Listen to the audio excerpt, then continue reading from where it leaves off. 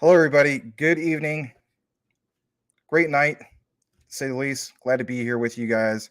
Lots of news to talk about here tonight. If you haven't done so, please hit the like. Definitely helps us get our particular broadcast out to more people out there. I want to give a shout out to Mike Cornwell. He's been doing a really good job with his quote unquote crypto talk now, sideline reporting. We have a lot of I know I use this term too many times, but hot, juicy news to give you guys because, man, it is something else. So glad to be here tonight. Hopefully you are as well. Hopefully everybody's having a real good one, to say the least, on Taco Tuesday night. But with that said, I was informed I say that too many times. Anyway, but with that said, let's jump into the comments first. Let's welcome our community. Thank you for being here tonight at Crypto Talk Now. We really appreciate it. And let's start things off with Larry says, "Let's go, Max." Well, thank you very much, Larry. KK is in the house. Technically, KK is the first comment of the day. Let's just be real about it, right? So, KK says, "Don't sleep till you get a bag of Jasmine." Yes, very, very true. I am more than happy. When I looked at my portfolio earlier, I mean, I said to myself, "Wow, this is something else." Kind of reminds me a little bit of late 2021. Not yet, but when I see quite a few of my ones I'm into, up and up and up, I say to myself, well, everybody's stating that this is a fake out or this is not the start of the bull run, but it sure seems to be. I base things off of data, not emotions or anything like that. I mean, I got into the graph, I posted this, got into it at roughly 6 cents. It's like 21 cents. Jasmine, shout out to all you guys who got into Jasmine. We're happy, right? So some of you guys got me beat, right? Came into it at 0.006. It says it's up 25% on my profits. I got into audio back at 15 cents. It's at 31 cents right now. 97% gain, but the graph is really, really standing out today. 221% gain since I got into it. But yeah, there's so many things right now. H bar, right? My profits with that, my quant and the profits with that. Heck, even my XRP, some of you guys already might have had that for a while. Don't sleep on XDC is what I want to say. I want to throw that out there. Do not sleep on your XDC. Just because you're not seeing it move, I think some big things are going to be coming up for XDC. All right, let's get more into it. Brian Dowie, H-Bar, yes, fire. XLM, fire. Good to see you, Brian. Boomer F and Sooners here. Says, howdy. Good to see you, Boomer. Effin' Sooner. All right. Let me double check the other screen because I don't want to skip anybody. All right. We're all caught up on that. But yes, sup, Mighty Max, Sir Larry, Quant H-Bar XLM to the moon, to say the least. Yeah, we had to start a little bit later today. I was stuck out in traffic. I got some particular, news from, Mike Cornwell, and I wanted to listen to it, but the place I was at was so loud that it was just impossible to hear yourself even talk. But anyway, glad to be back. Glad to make it in time. Yes, please hit that hit that like, smash the sub. Thanks for being here, Eddie T. Always good to see you in the house. Mike Cornwell's in the house. Good to see you, Mike. And we are live with Crypto Talk Now. Yes, we are. We're roughly about 4.5 minutes into the show. Just welcoming a few more people. I want to welcome Tim Shea. If I skipped you, my friend, didn't mean to. Oh, here it is. Hey, Tim Shea says, hey, signature trademark. The commissioner of crypto, the crypto mayor. He will take 2 titles proudly. The red arrow back of NFTs, the Bill Russell of NFTs, the Phil Jackson of NFTs. All right. What else could we say? The Tom Brady of NFT. I don't know. Maybe you don't like Tom Brady. Anyway. All right.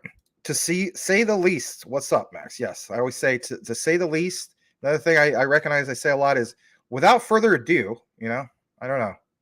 I guess those are some of the things I just normally say all the time. All right. Yes, we are almost at 10K subscribers. So, if you're new to our particular broadcast and so on or show, we have a very welcoming community. Consider change your avatar. Something speaks more about who you are, what you're all about. Any questions, comments? We have a very welcoming community that hopefully will not bite your head off for the most part. But yeah, we're almost right there. Last I checked, we were about 16 subs away. Pretty cool stuff. All right. Ferris Bueller, you're my hero. Well, Mike Cornwell's your hero, apparently. All right, here's a guy, Mr. Michael Montclair with the voice. Good to see you, Michael. Richard states, "What up, all? Liked do the 5." All right, well, welcome, Richard. And if it's the same Richard as before, I do see that you changed your avatar, unless I'm thinking of a different Richard. I like the avatar. Welcome. Did I skip over Brittany? I guess I did. I didn't mean to. I didn't even see her come in. So Brittany, here we go. There you are. Hello, Brittany. Is it Brittany you're looking for? Definitely not Lionel Richie, right? Anyway, good to see you, Brittany. Let's see where I'm at on this particular page. Antonio Pavis. I can't. Hold on.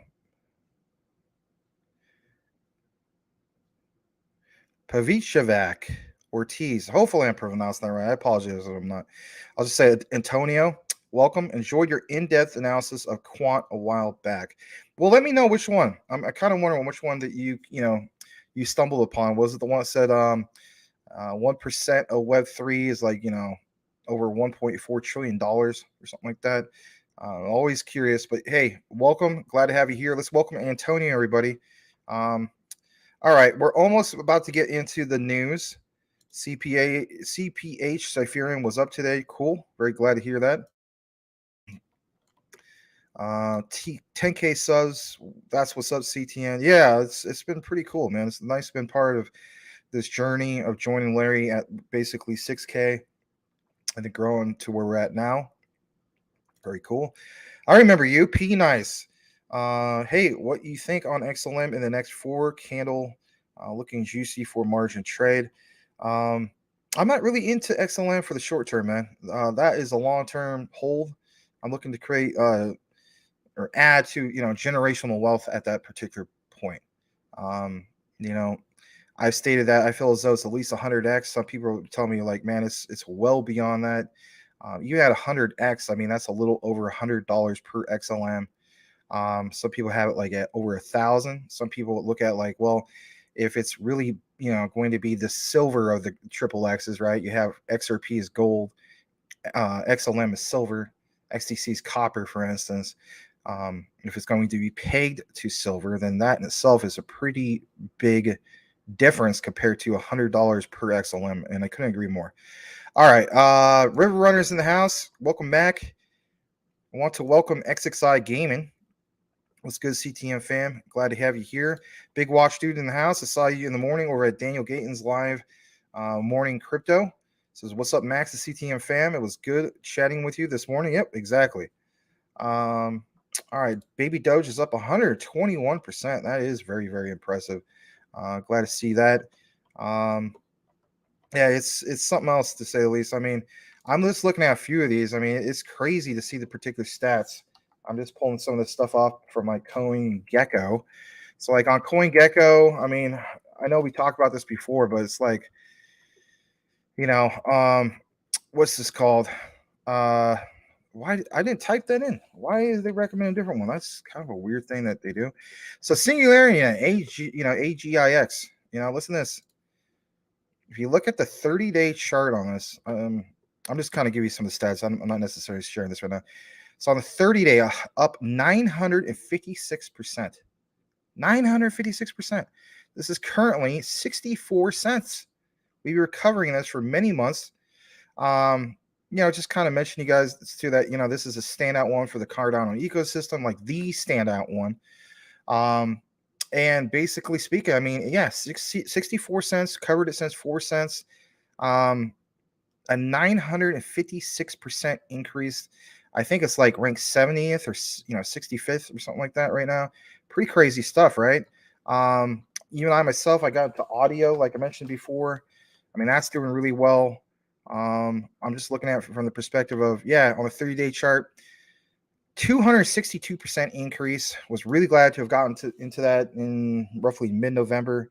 Another one that's really standing out, like I mentioned many times, the graph, right? I refer to this one as the Google of crypto, right? This one's up to close, was it about a little over 20%? And on that 30-day chart, you're looking at 188% increase. So really impressive to see quite a few of these doing well. Just want to welcome a few more of you guys. Sorry about that. Let's see here. Sam Vick. XLM is going to be huge. Yes, I couldn't agree more with that. I mean, that's a very true statement. All right. You picked up XDC. Yeah, I mean, the way I look at it, XDC could just pop off sooner than people think. I know a lot of people are getting kind of impatient with it. But again, I think it's a perfect example of, a lot of, like, I originally was kind of impatient with the graph, right, before I even got into it. But then I decided this is bottom. I'm going to get into the graph at bottom. Was glad I did. Got into audio close to bottom. Glad I did. You are so very close to bottom compared to a lot of these other ones when it comes to XDC. XDC, is at a little under 3 cents, so 0.02745. But they got so much going on. I just, I don't want to miss the boat on Casper either. That's another good one. All right, let me see. What about that shea butter? Well, what about it? I mean, let's get into what Tim Shea has to mention. I mean, are we going to start talking about the Tim Shea butter? Let me know. Steve Rose is back. Welcome back, Steve Rose. Thank you very much for being here. Do I margin trade? Not too often, to be honest. Not too often. But I know quite a few people here do. All right, so here's Mass is in the house. Salutations, welcome back. Paula Rose is back. Glad to see you here. Oh my goodness, Tim. Wow. Yeah, that did make news in regards to her. All right, LCX must be in consolidation. We have a little bit of LCX news for you guys here in a bit. Just kind of welcome a few more people, and then we're gonna kick it right in. Coochie Boy's in the house. Good to see you, Coochie Boy. Yeah, we're not quite there yet. Almost at it. We'll have to double check it by the end of the show. It'd be kind of cool if we hit that particular mark. Brian Howie says, XLM, you can sell a bit at a time, just don't sell all of it. Not financial advice. That's a good point. I mean, people can do that. Yep, got plenty of GRT. Very happy about that. A few particular goals I want to hit for GRT. And then I'm going to basically, move it like a power play before I can just stack up more on some of these ones that we covered quite a bit. All right, Volt is up 123%.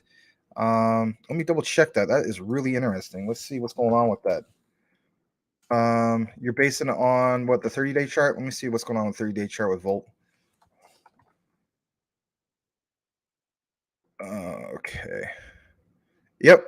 How about this on a 7-day chart? Real impressive too. 163% up. The 2-week chart, 140%. 30-day chart, 140%. Not too shabby. All right. Yep. We talked about GRT for a little bit. All right. Want to welcome April Cornwell. Thanks for being here. And Dell's joint HBAR Council can't hurt. Speculation of MasterCard being next. That is good speculation. All right, the family business is doing well. Good old shea butter. Oh, man. Yeah, that's interesting. Paul Rose says, Richard, I do think it can in future. Jasmine was discovered on Satoshi's birthday. That's a good point. All right. Let me get right into it. Welcome, GS, if I didn't welcome you already. And let's go ahead and highlight that particular comment as a bookmark. All right. Thanks again for joining us here tonight. We're going to start things off with Alliance Block. There's a particular update we want to join or mention to you guys and bring it to you basically right now. So you're just connecting. Thank you so much for being here tonight. Alliance Block, ALBT. What is this particular update? Well, let's go ahead and jump right into it. And basically here it is. And this comes straight from their official Twitter. It's a community update. It was released earlier today, roughly about 5 hours ago.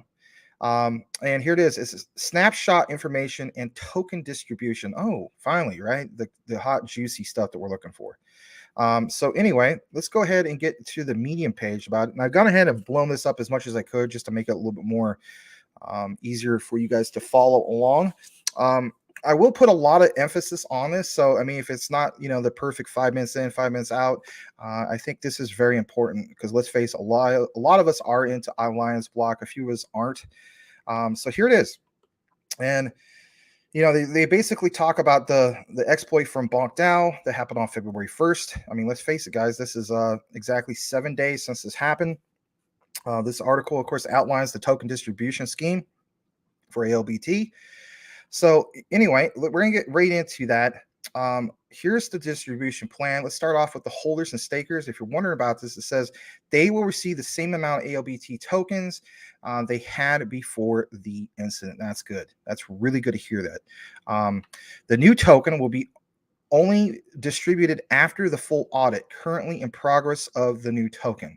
So just because this is out, depending on which exchange you're at, you have this on someone like myself, KuCoin, you might have yours on Uphold and some of these other ones.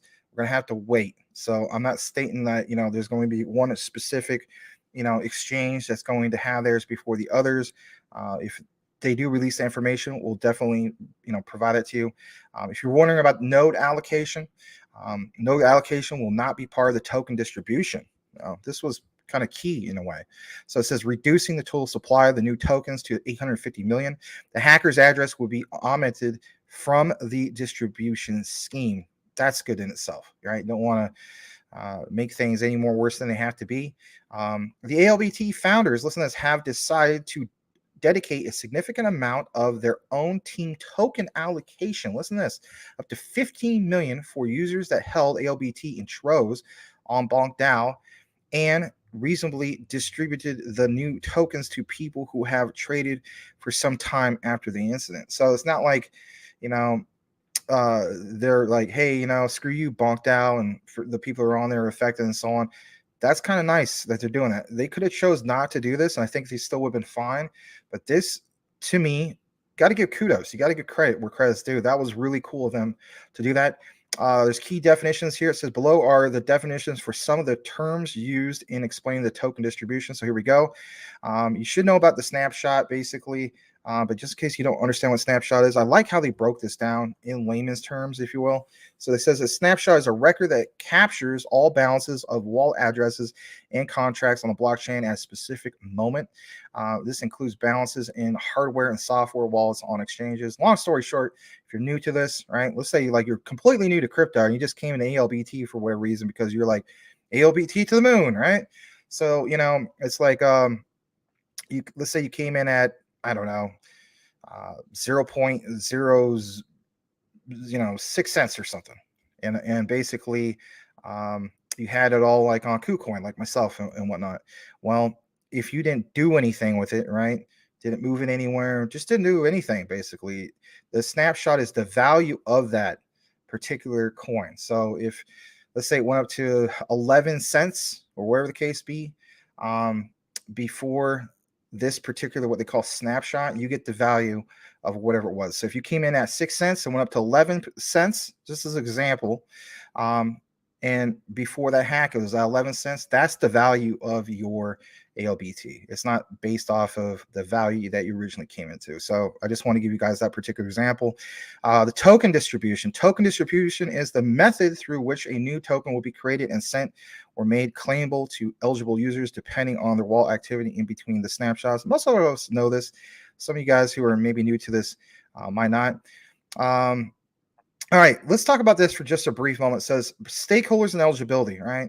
Before we dive into the scheme details, we must be noted that the activities of our stakeholders, right, token holders, stakeholders, liquidity providers, and so on, specifically on centralized exchanges and traders, are to a large extent beyond our control. Listen to this. Nevertheless, we understand the complexity of the situation. So just to kind of give you the quick gist, I mean, they have their particular policy on what they're going to do with this, but they're also stating that, let's face it, some exchanges might reserve the right to have a particular different type of policy that might be even more beneficial to people who went with that particular exchange. So for me on, KuCoin, I have all my ALBT, in my main account.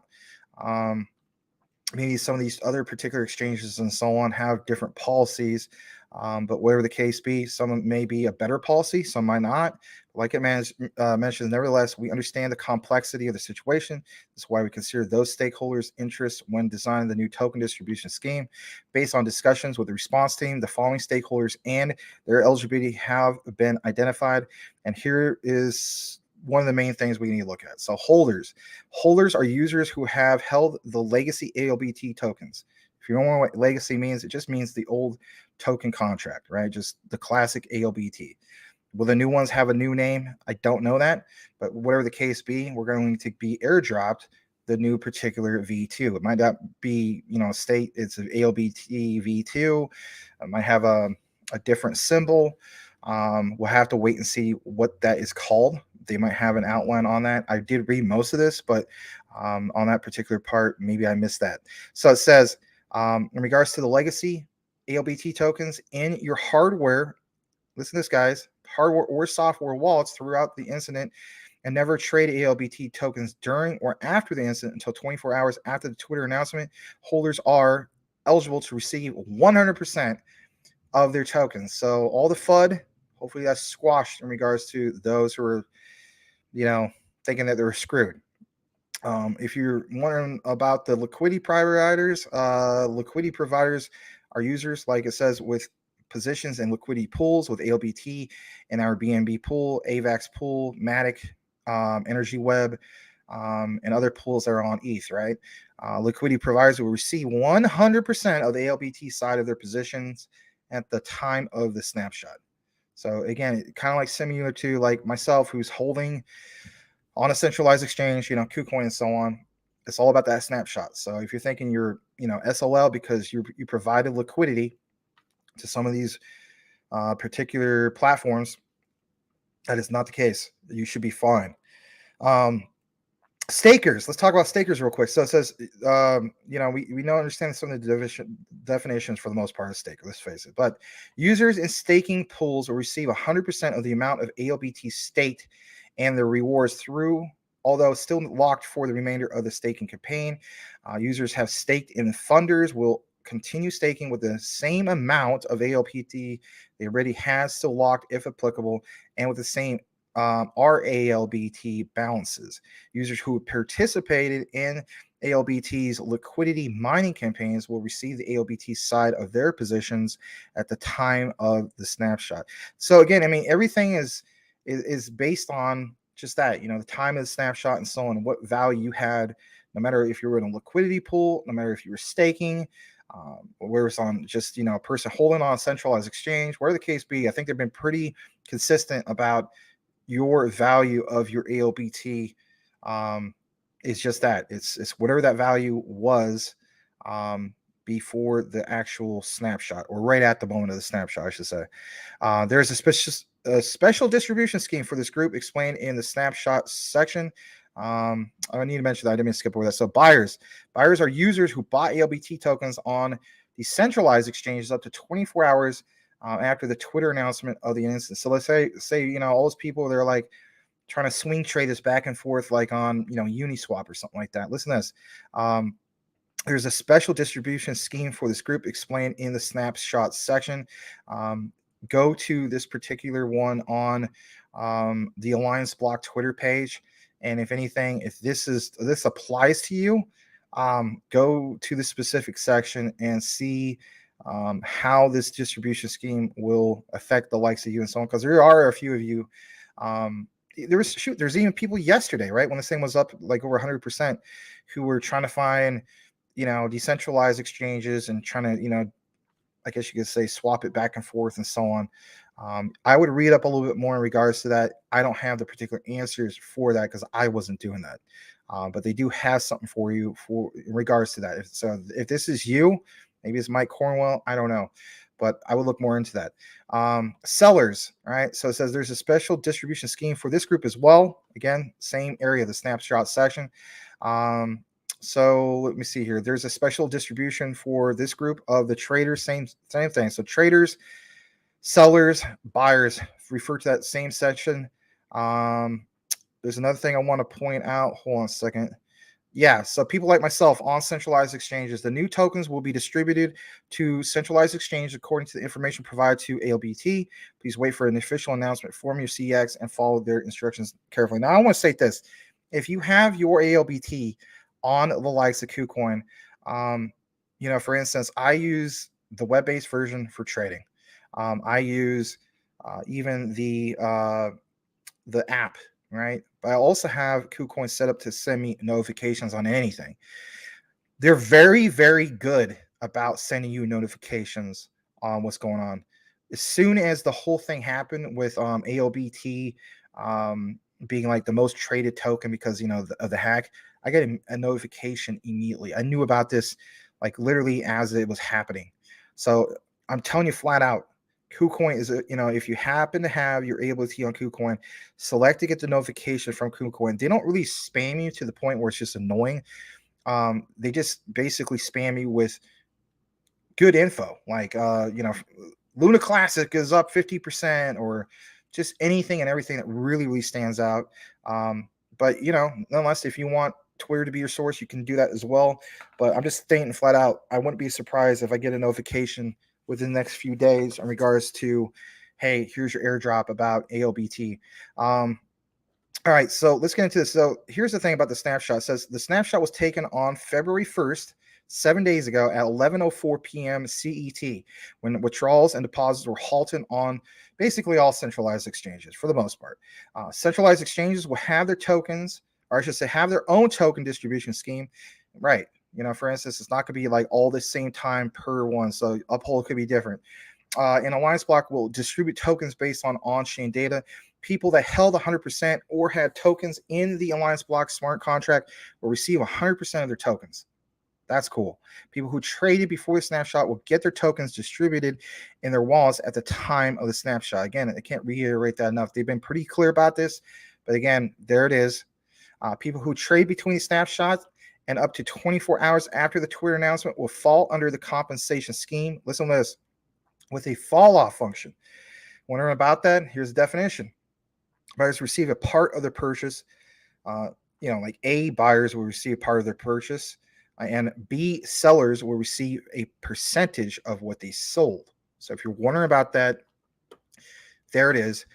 People who had a mix of trades between the snapshot and 24 hours after the announcement will get compensated based off of the price on Uniswap. Now, I want to put focus on this for a bit because this is something that Mike Cornwell brought up quite a bit of time. What if you're that trucker who has the buy and sell alerts? Like maybe you have a bot or whatever. You don't know what the heck is going on. Maybe you don't have the KuCoin automated announcement spam type mechanism on your phone or whatever, right? What about these guys? Like the guy who, basically has buy and sell, you could be 40,000, 100,000. What about these particular people? So people had a mix of trades between snapshot and 24 hours after the announcement will get compensated based on the price on Uniswap, which was 0.03 at the moment of the snapshot. As a reminder, the snapshot is taken at 23:04 CET, a few hours after the incident took place. That's a typo. Using the same aforementioned fall off function. I know it sounds a little bit vague. I would double check that, especially if you happen to have noticed what the price was on Uniswap. If you're wondering how to particularly do that, I would probably go to CoinGecko for that reference. I wouldn't do CMC if it was me. And I wouldn't even do KuCoin because that's centralized exchange. Try to, maybe use another source instead of CoinGecko. Maybe go to, I know it sounds weird, but go to, like, for instance, KuCoin. You go Dex Tools. Try to line it up. If this is affecting you, use 3 different charts, if you will, and it should give you a pretty good idea of what it originally was. But that's what they're basing off of Uniswap. It's important to note that centralized exchanges where ALBT is officially listed were promptly noted of the incident. Pausing or stopping trades is subject to centralized exchanges, internal procedures, and decision making. And this is a key area we'll take a moment to reflect on, and reason why this is important. So even though ELBT has their policy on how they want to blanket all this, centralized exchanges, like it mentions, are subject to their own specific policy. So you might have some centralized exchanges you're like, oh, okay, that's a pretty cool policy, thanks for that. You might also notice ones like, you know what, pardon my French, that was kind of a dick move. You know what I mean? So I just want to throw that out there. Any actions related to trading activity on centralized exchanges were fully beyond their control. They have also paused all activity on Alliance Block Bridge to prevent the access of liquidity on other networks. And that was key. That was basically why this hacker wasn't able to get away with what was $112 million, right? Everyone's like, oh God, this guy's got access to over half, 50 to 60% liquidity. As we basically covered this, shout out to Mike Cornwell as well.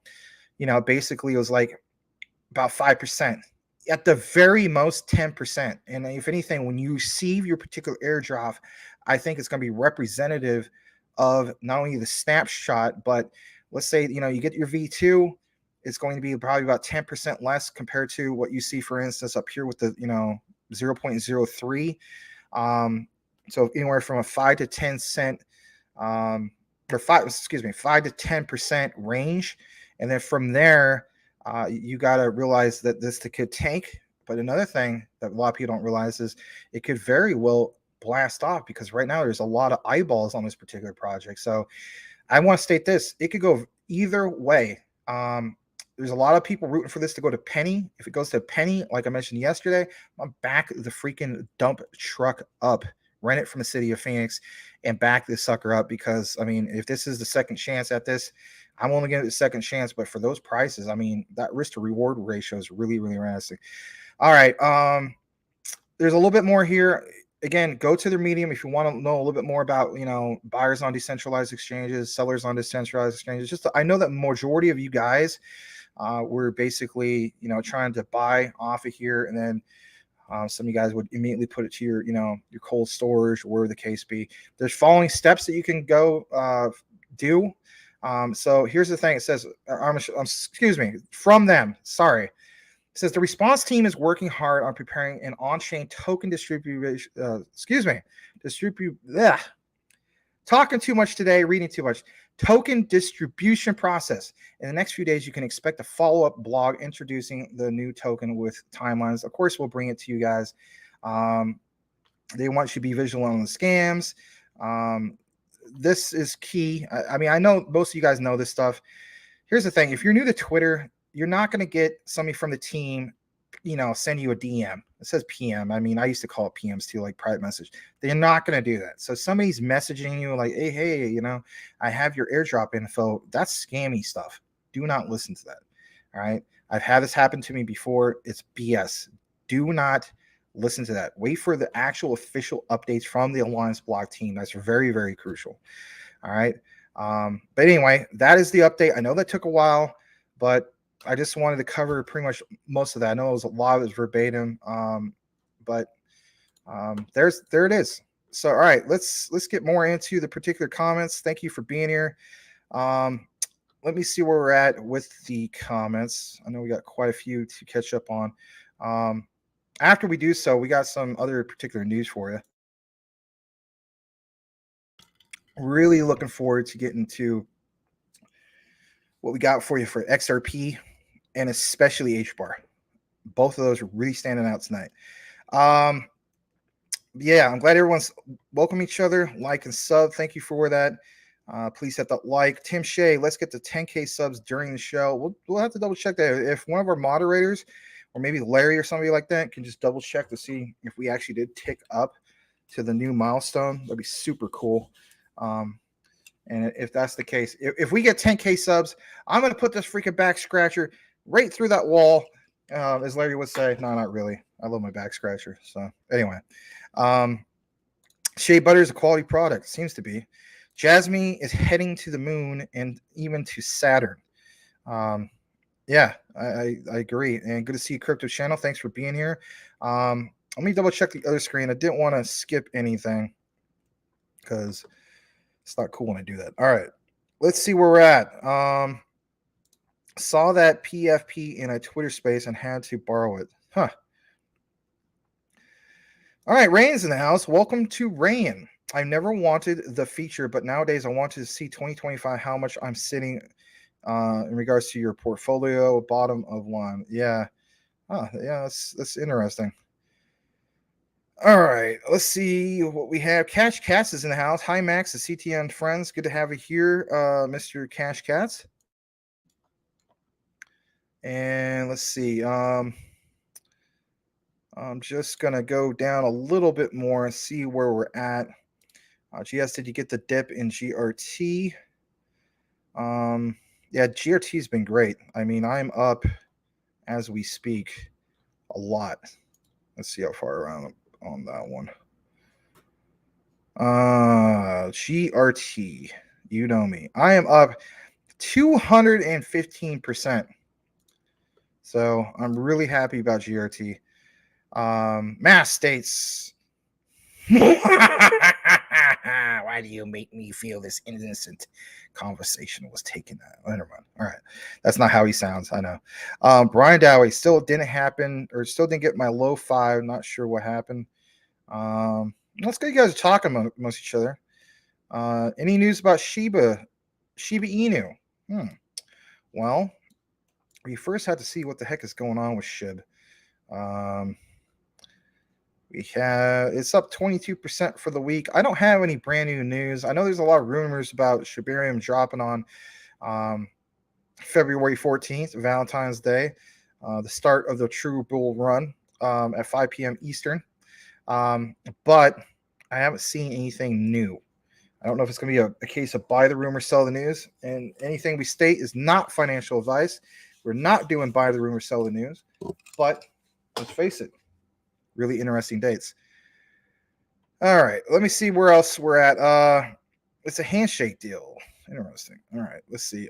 Hey, this is a crypto show. Sorry, Max. No, don't worry about it, man. You're part of the audience, so you don't have to worry about that. It's me and Larry and Sean or whoever else, right? We have to do a better job of staying to the crypto news, right? Crypto news and entertainment. 5 minutes in, 5 minutes out, Max. Yeah, well, like I said, it didn't happen. I already stated at the beginning of that particular segment. Coochie Boy, we can listen to Max and talk ish about in the chats. That's why Larry would want it. That's the way Larry would want it, is it? Crypto Professor killing us with these assignments.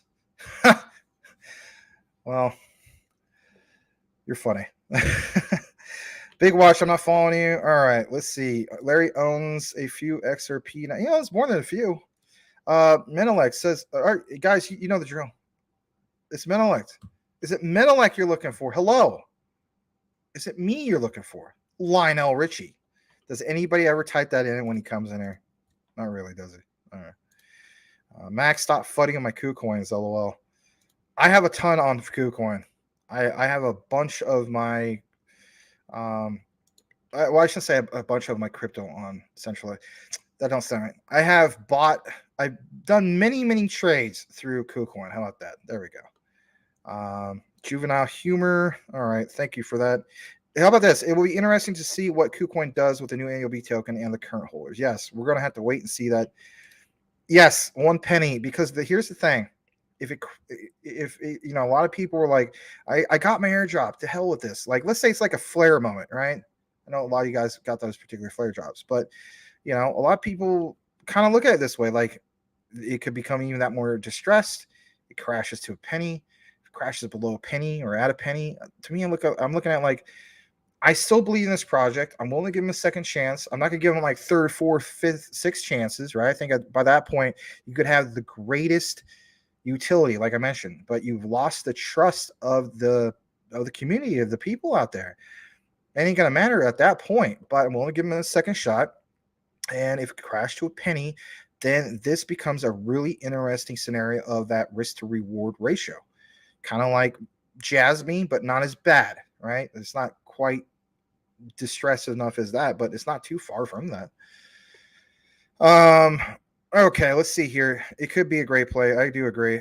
Big Watch too. I hope Max isn't disappointed in us for our childish comment instead of hard-hitting crypto question. That's all right. Here's the thing, right? it's funny how you mention that. So when I was teaching a lot for my students at school and so on, it didn't matter what. I know it sounds crazy, but it didn't necessarily matter the age. Well, not quite. Let me restate that. I have taught some second graders, some first graders a long time ago. So that does matter. But I would state this: if it's fifth grade up till high school, um, I've had a few people like I'll do a particular lecture, and they'll state to me, Mr. Stanley, I hope that you're not too disappointed in us with some of our childish comments instead of like, us paying more attention to uh, the significance of the war in 1812 or whatever. It's just like, okay, I understand. So it's not that type of situation, guys. All right, you can still come in here, joke around. Come on, I mean, some of you guys worked hard all day. If you want to BS in the comments, then you're more than welcome to. If anything, what does it do? It gets the algorithm going. So I'm still thanking you. It's all right. All right, Stump Rider, 10K subs all the way. Well, thank you very much. Yeah, it's been a grind. Blackwood's in the house, but yeah, thank you for being here, Stump Rider. Good to see you, Blackwood. Let me go further down. Let's see where we're at. I want to read this. ISO 222 says mental. If ISO 222 really goes live on March 20th and the lawsuits is predicted by some lawyers to end around that date too, oh yeah, it'd be more than a moonshot. I think it'd be amazing. It's like the stars lining up, literally, with the planets and all that stuff. The sun lining up. Excuse me. Yeah, 9.99K. Well, it was 9.98K earlier. All right, we got a lot of good problems. There's no way I could catch up with all these. Max, my wife is a K3 teacher. Huh, interesting. Yeah, I've done literally it all. I've done kindergarten, first grade, second grade, all the way up to eighth. I've done some high school. And I even done I was part-time substitute for being an instructor at the local college as well. So I've literally done every grade level you can think of. All right, let's get further into it. Here we go. And I don't know. I was thinking about maybe doing the whole thing of being a business teacher if it opened up again, because with that you don't have to have as many certifications. All you have to have is your MBA. I do have my MBA, so they don't require me to have like all the other certifications that other teachers have. At least that's how it is in Arizona. It might be different from where you're at and so on. But yeah, if you have your MBA, you can jump into the field of study that you majored in. So I have my MBA, obviously, in business administration with entrepreneurship emphasis. So I don't have to jump through as many hoops. All right, so let's go ahead and highlight that. And let's kick it in to some other particular coverage, because why not? That's why you guys are here for the most part, because we're really about 44 minutes in. I do apologize for that. We're going to jump into quant for a little bit because I know a lot of you guys are wanting some of that particular news. We have a lot of news headlines that are breaking, to say the least. So this was new. Shout out to Greg Lunt. I want you guys to pay attention to this, especially if you're excited about quant, because we really drew the connections numerous times when it came to this whole thing of what they're doing with CBDCs. A handful at least of these CBDC connections. So listen to this. Breaking. Bank of England this time and the HM Treasury released a 116-page report exploring the creation of a digital pound. Among the components discussed are an expanding range of APIs to meet user needs. Let's take a moment to recognize that. So since last Friday, we basically talked about the whole significance of the IETF, SATP. Brought you guys a particular video a few days ago in regards to that, right? On top of that, Sean and I on Utility Talk Now, new show that aired yesterday, same time slot, 9 p.m. Eastern, 6 p.m. Pacific, we got more into it, more of a deeper dive. Then also released that particular deep dive video this morning. So if you want to catch up on it, you can. It's really, really significant to see what they're doing with APIs, right? Payment APIs, banking sector, you name it, right? So it says this is quant, and we already established that particular connection. But check this out. Gilbert goes deeper in the attached thread. I'll show you some key highlights. So look at this. The key features that will be delivered in the improved service are the bank will increase transparency, efficiency, and speed of information exchange through adopting the ISO 222 standard and through the provision of APIs, and plans to expand the range of available APIs over time to meet user needs. This is another reason why that the IETF, for instance, that particular internet engineering task force, picked the likes of Quant instead of just picking anyone out there, right? They understand that Quant has been around for quite a while, just like they've been around for dating back to the 1980s. These people have done this for decades now. So they understand that Quant's overledger is huge because of that quote unquote interoperability. I think this is massive. This is really big news. We'll get into some of Gilbert's comments here in a bit. But look at this. The digital pound model must support innovation and competition. Well, no duh, right? But look at this. Right here, it says layered architecture comprises the public infrastructure, the core ledger, and a significant role of private innovators on the customer-facing layers, wallets and devices, and standardized components, API interface. These elements are important for supporting ongoing innovation, ensuring the platform model can keep pace. Yeah, keep pace with developments in payments habits and the wider digital economy. It says this is Quant. Now, I'm going to show you guys part of this particular thread, and this comes straight from Gilbert. So why does the UK basically need a digital pound? Or how about this? Why does the United States need a digital dollar? Let's get into that. So he specifically mentions there's primary motivations behind this. Well, what is it? Well, they want to ensure the role of the UK central bank is an anchor for confidence and safety in a, well, let's face it, a new monetary system, right? It's one thing to complement the current system, but it's one thing to go to a new complete system. So they're promoting this particular innovation by making it, more efficient and so on. They're fostering stability and growth with access, innovation, and choice. Look at this particular diagram. We're going to blow it up.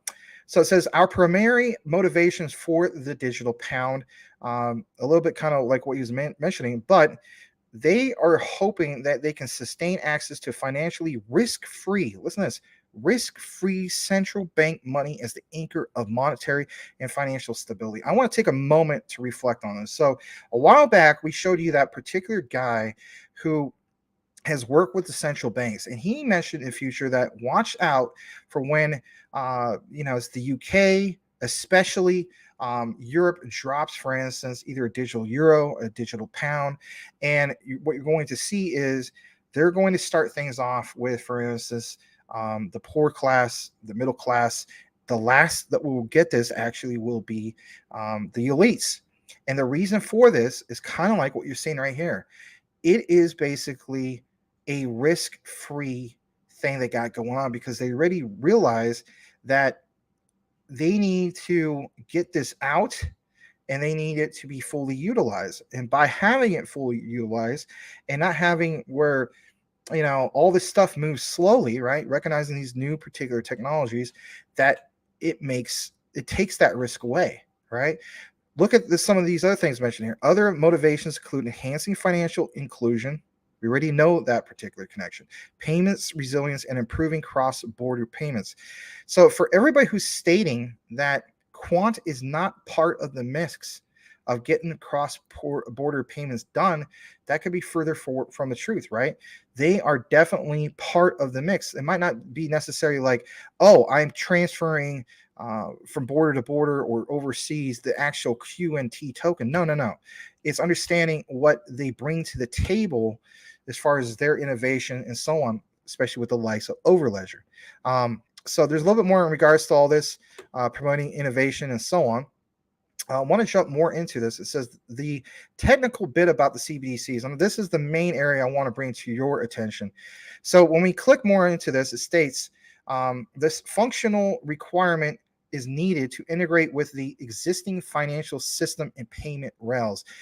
You've already seen those particular partnerships. You understand that Gilbert Verdian already has that particular experience. He's worked for that particular branch of Visa, right? So look at this. Table A, summary of CBDC functionality and features, categories, functionality and features, payment devices. You have smart devices and physical cards, existing online in-store point of sale infrastructure. Want to talk about infrastructure? There's some of it. Internet of Things, wearables. How about this? Wallet management, opening a wallet, viewing balances. All these things are basic, but they have to be covered, right? Especially understanding where all this money is going to move to and from. You want to talk about payments? How about this? Real-time one-off push, peer-to-peer, person-to-business, both in-store and online, cross-border, offline. Scheduled micropayments, batch payments. And for instance, at the last one, interoperability. Of course, that's big for quant, right? Moving between CBDC and other forms of money, particularly cash and bank deposits. Pretty interesting stuff. There's a whole outline about this. About privacy, security, and so on and so forth. There's one more particular area I want to get into before we kick it into this last one. And I'm going to read these last two because I think when we start getting more of this regulatory clarity, right, and compliance, this is what helps quant stand out. So this was posted about like a few hours ago, right? Gilbert stated this: today, law enforcement and government agencies under what is allowed by law can request financial and personal data from commercial banks to investigate crime.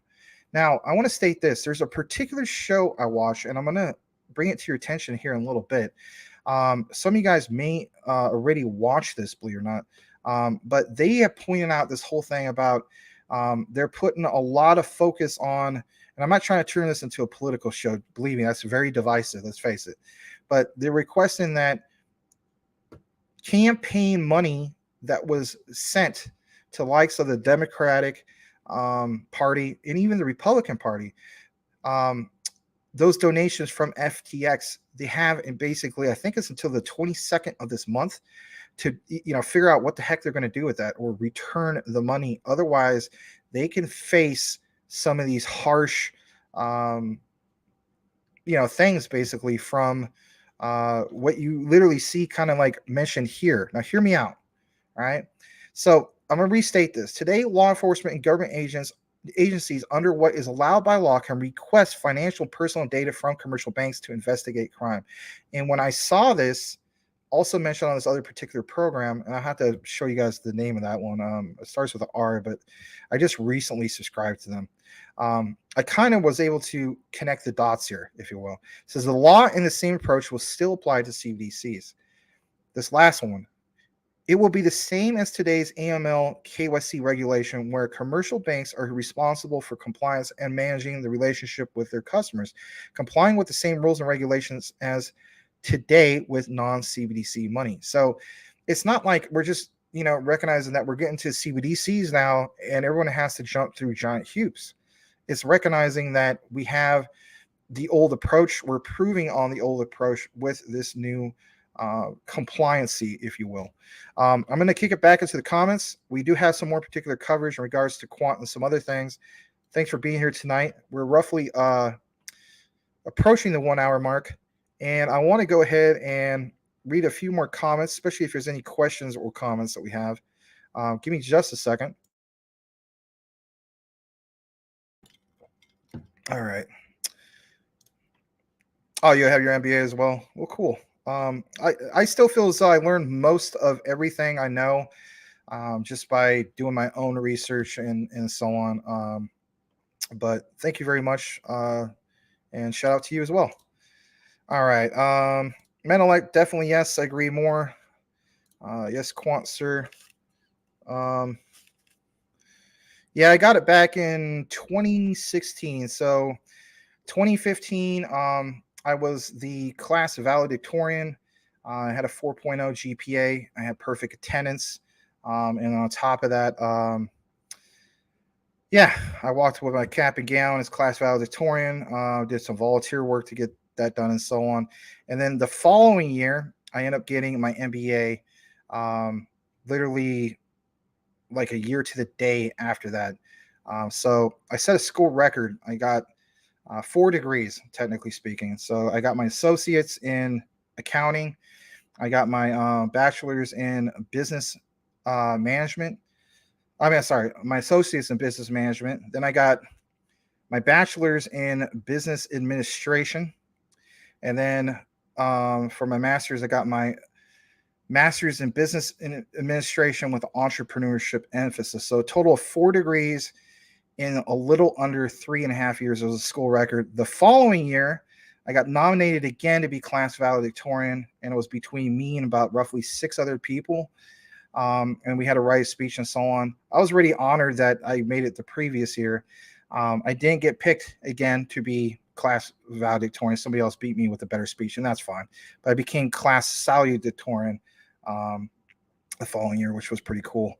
That first time around, I never had like, a medal, I guess you could say, but the dean of the, our school and so on, she pinned valedictorian medal on and so on, which was flattering to say the least, because I mean, it was nice because my mom, she fought a long, hard battle with stage 4 breast cancer spread to her spine since 2013. So she got to attend that in 2015. She passed away in 2019, but I didn't get to walk with my graduating class for high school, and it broke my parents' heart back in 1999. I was a half credit short due to some stupid stipulation, to say the least. So when she ended up getting cancer, I decided to work that much harder, not only getting good grades, but to try to be valedictorian. But anyway. All right. Notice that XRP holders are more educated than other asset holders, if not formal educated, self-educated. Yeah, I learned most of everything I know self-educating myself, to say the least. Mass states, aren't things standardized countrywide in the U.S.? It seems every state is its own independent mini country. In some cases, yeah, I want to say every state, but it does seem that I understand why you're stating that. Rafael Santos, I hope what happens to ALBT won't happen to other gems. Yes, but if anything, it might work out in the end for us. Smash that like button if you haven't done so already. I know that we're kind of running behind on some things, mainly because of ALBT, but it's all right. That was important news, need to get out to you and so on. I'm going to actually go ahead and retweet this real quick. If you're wanting a point of reference, I retweeted it. All right, let me go further down. Who is trying to get at least 10 quant, if not already there or beyond? Yeah, that's a good question. I think a lot of people should make at least 10 their goal. My personal goal is to have 20. I originally stated I want at least 10. My new goal is at least 20. And then if anything, depending on how soon it flies off, or takes off and so on. I mean, some of you guys I've heard have close to 100, which is amazing. Blackwood already at 10, but still feel like I'm late. If you're thinking you're doing too much, all right, let me go further down. Brother, I am trying to convince her she is not quite a believer yet. Oh, your wife? Okay. All right, let me go further down. Here's a question, Max, or a statement. Question, sorry, Max. I also read an article where the UK said their digital pound CBDC is not crypto. I think there are plays with words and meaning in their description. What do you think? Well, my thing is this. All right, it might not actually be crypto, but it's the technologies behind some of these blockchain technologies, if you will, that are tied into that. That is where these things stand out. So, for instance, take the likes of Quant, right? Some people want to focus too much on, hey, this is an ERC20 token and so on. I understand the whole concept of Overledger, that particular operating system and so on. And then that'll be a nice entry point for anybody's particular research. So it's understanding the technologies that are behind this. So when you hear somebody like Michael Cornwell, who stated this numerous times from the past, and that is, basically we're going to get to a point when a person could use their debit card, swipe it, and not realize it's tied into crypto, right?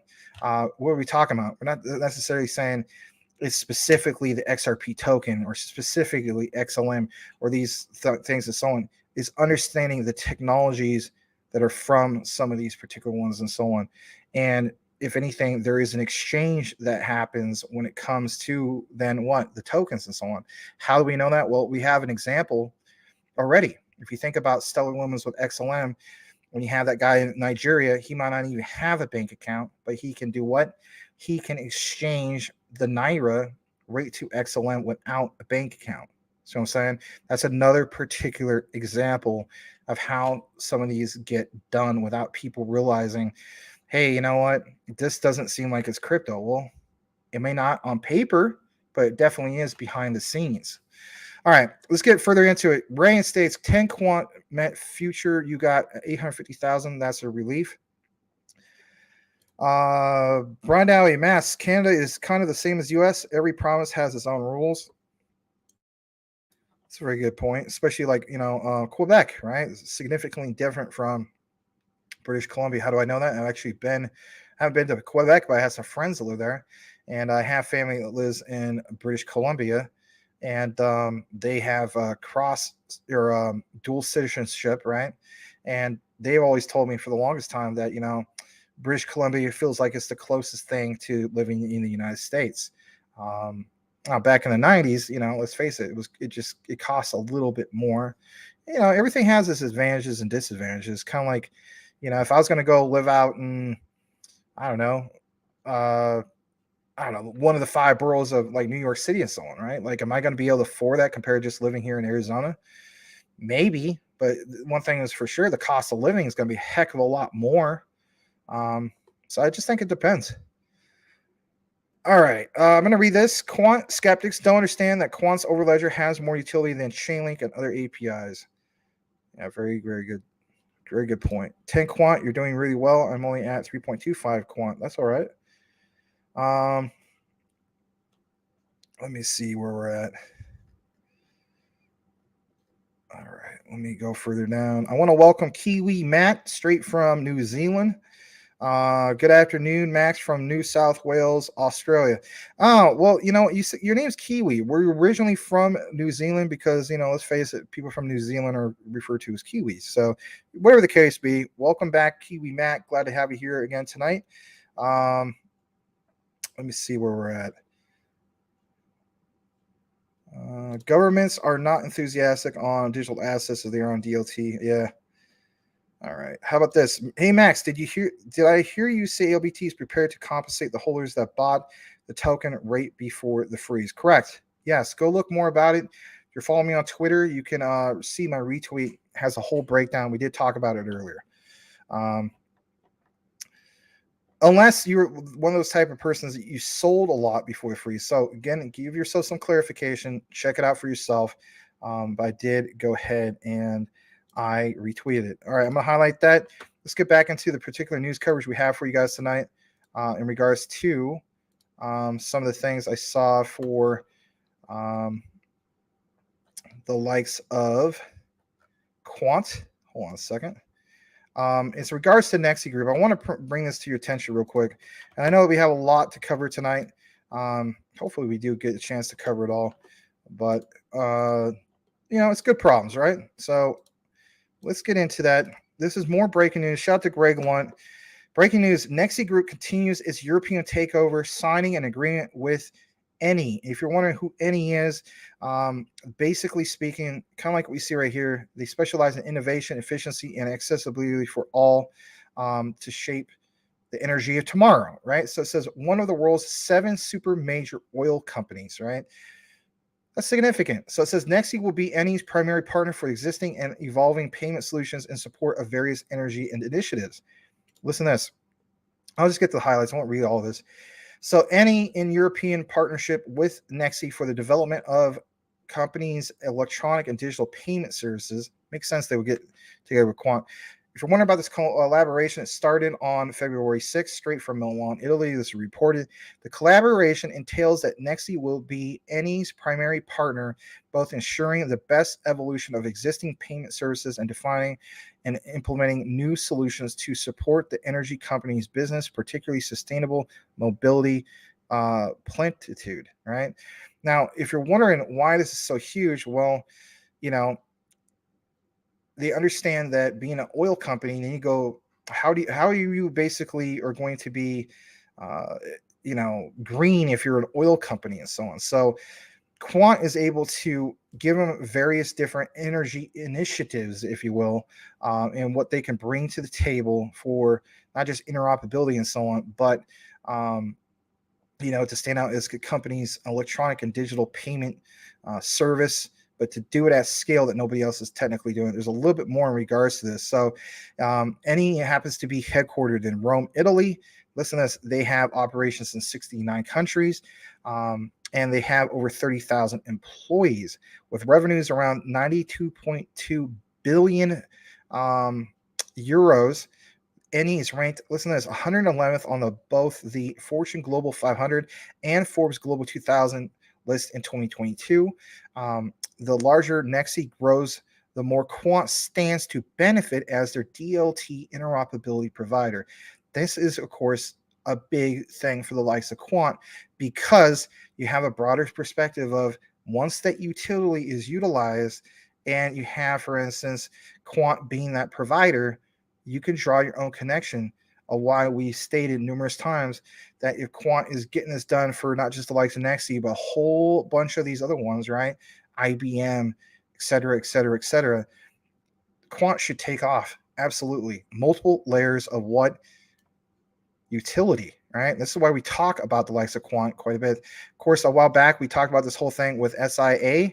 We covered it twice. I'm going to cover it one more time to have people understand why this is so significant. So they partnered with SIA back in 2019, they using Quant. Listen to this again. SIA partners with Quant Network to explore innovative solutions in blockchain interoperability for banks and financial institutions. To integrate the SIA chain infrastructure, infrastructure. Oh, there's no infrastructure in Quant. Yeah, okay. Into Quant Network's blockchain operating system Overledger, right?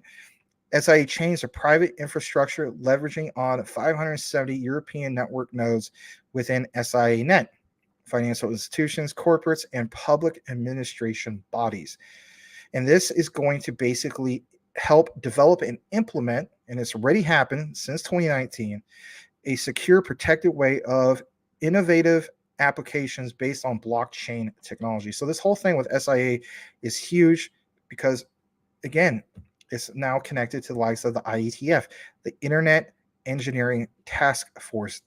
These guys have pioneered the internet dating back to the 1980s, before it was news groups, before it was IRC, going to Web 1, Web 2, Web 3, and even further.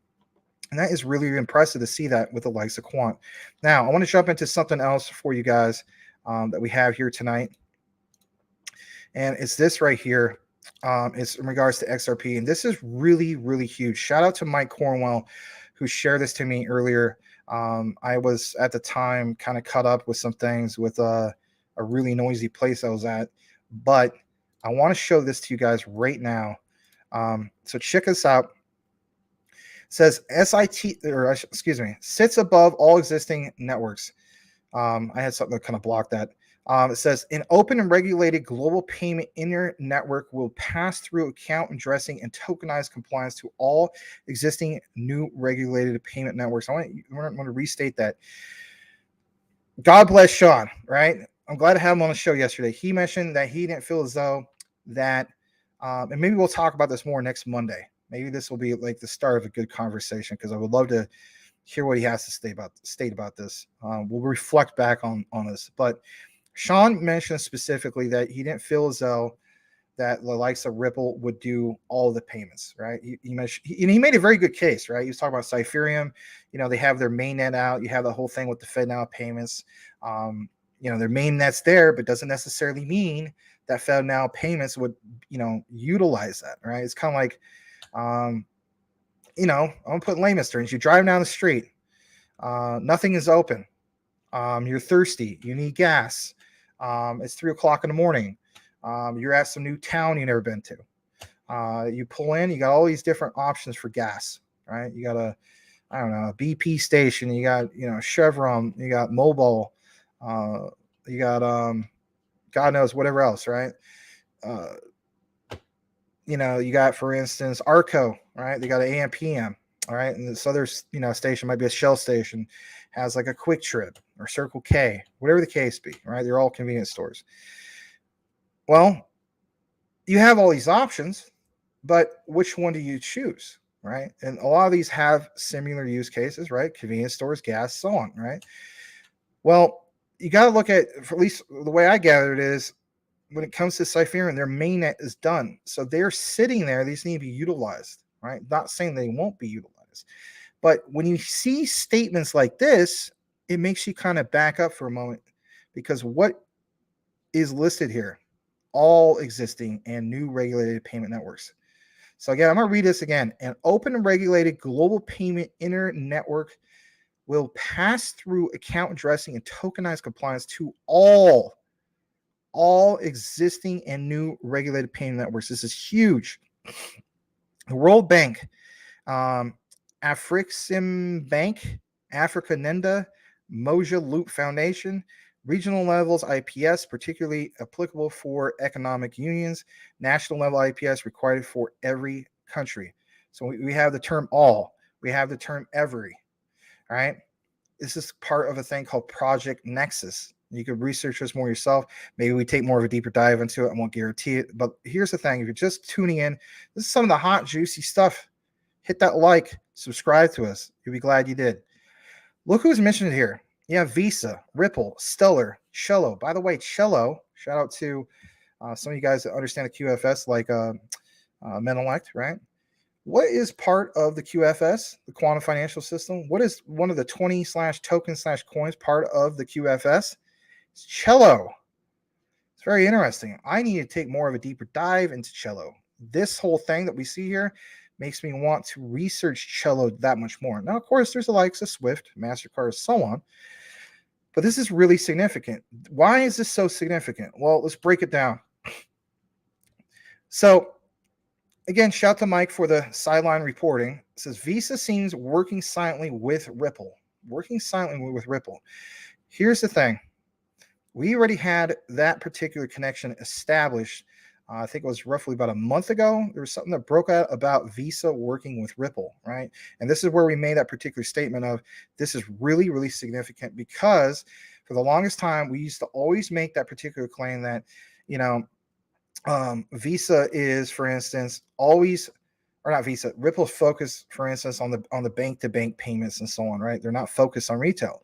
But when you see this, then you think to yourself, well, doesn't this kind of change things to a sense? Just hear me out. If you have the likes of XLM, Stellar, being the peer-to-peer payment, which makes sense, or the future, cryptocurrency of the world is, which I believe, right, for retail money. I'm going with that 100%, and I'm going to stick to that. But now, when people state, well, these guys aren't competing with each other, right? It does kind of make you wonder if that might not be the case anymore. Just hear me out, right? I think for the most part, that is still valid, but let's jump into this. So how can, for instance, XRP benefit in the long run by working silently with Visa?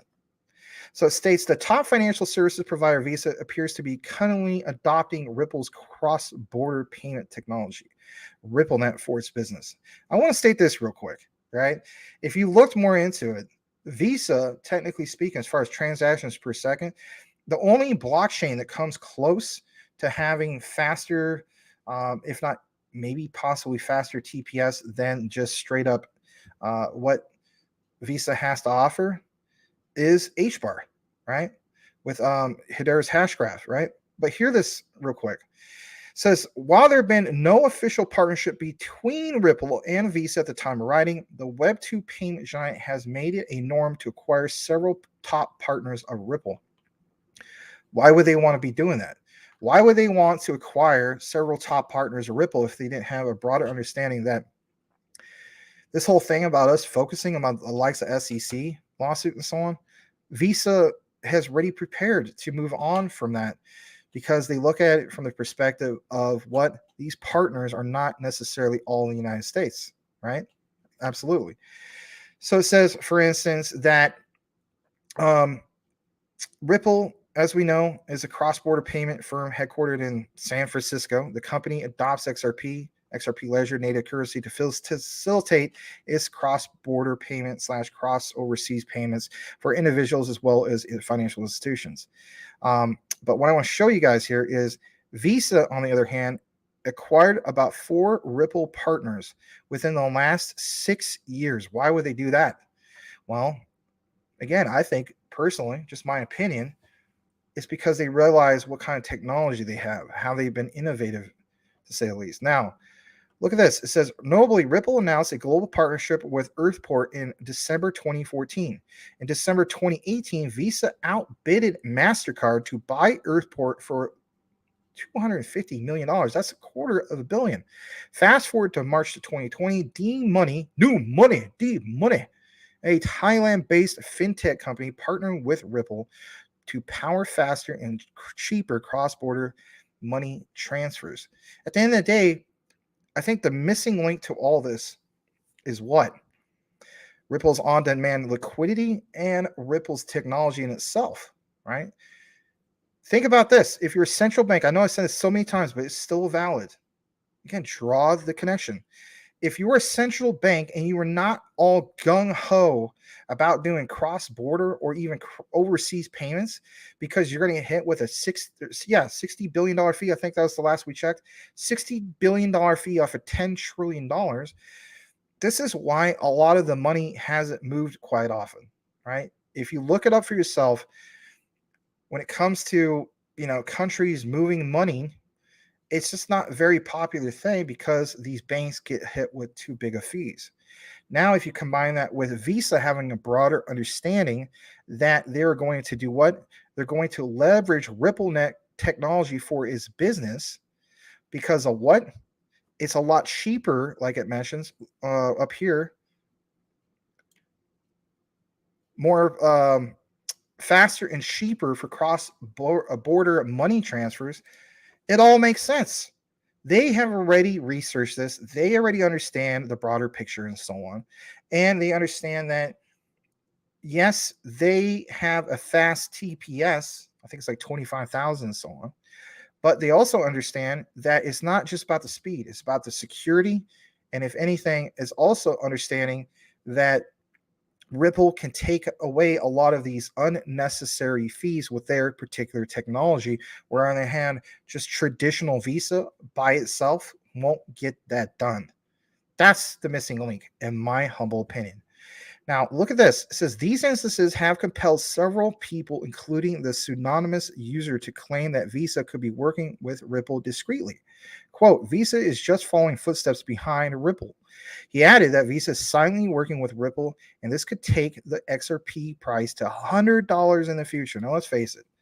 I mean, these are milestones, right? We talk about, for instance, the SEC thing going away. A big win for the likes of Ripple. It's a big win for crypto. Let's be honest, right? Not just here in the United States.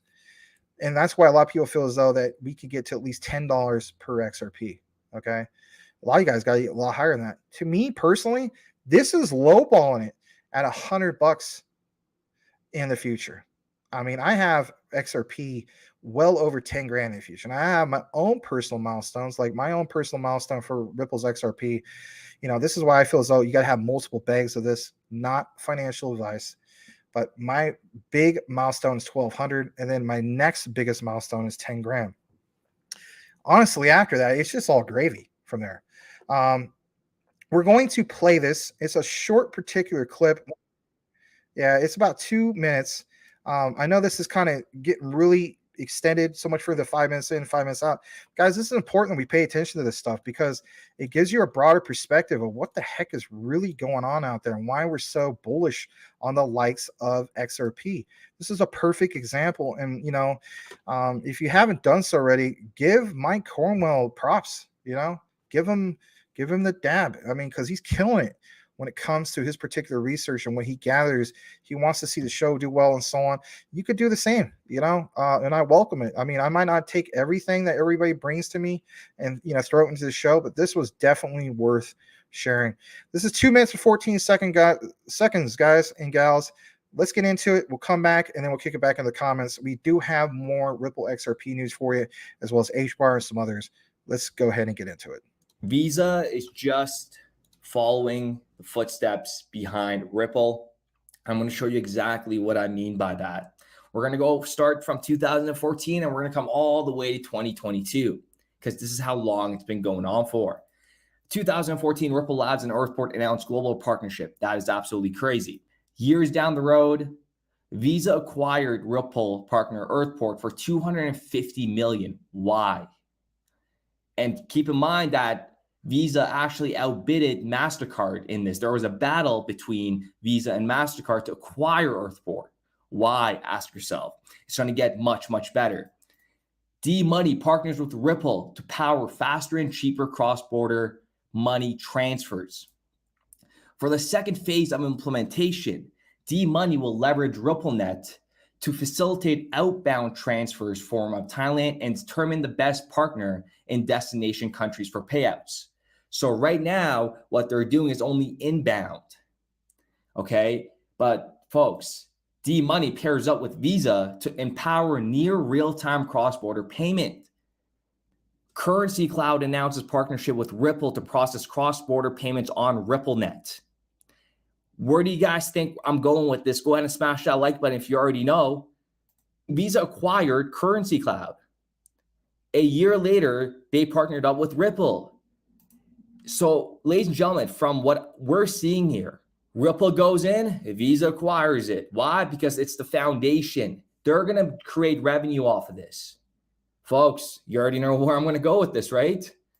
Novati taps ODL to improve Australian remittance payments to Southeast Asia.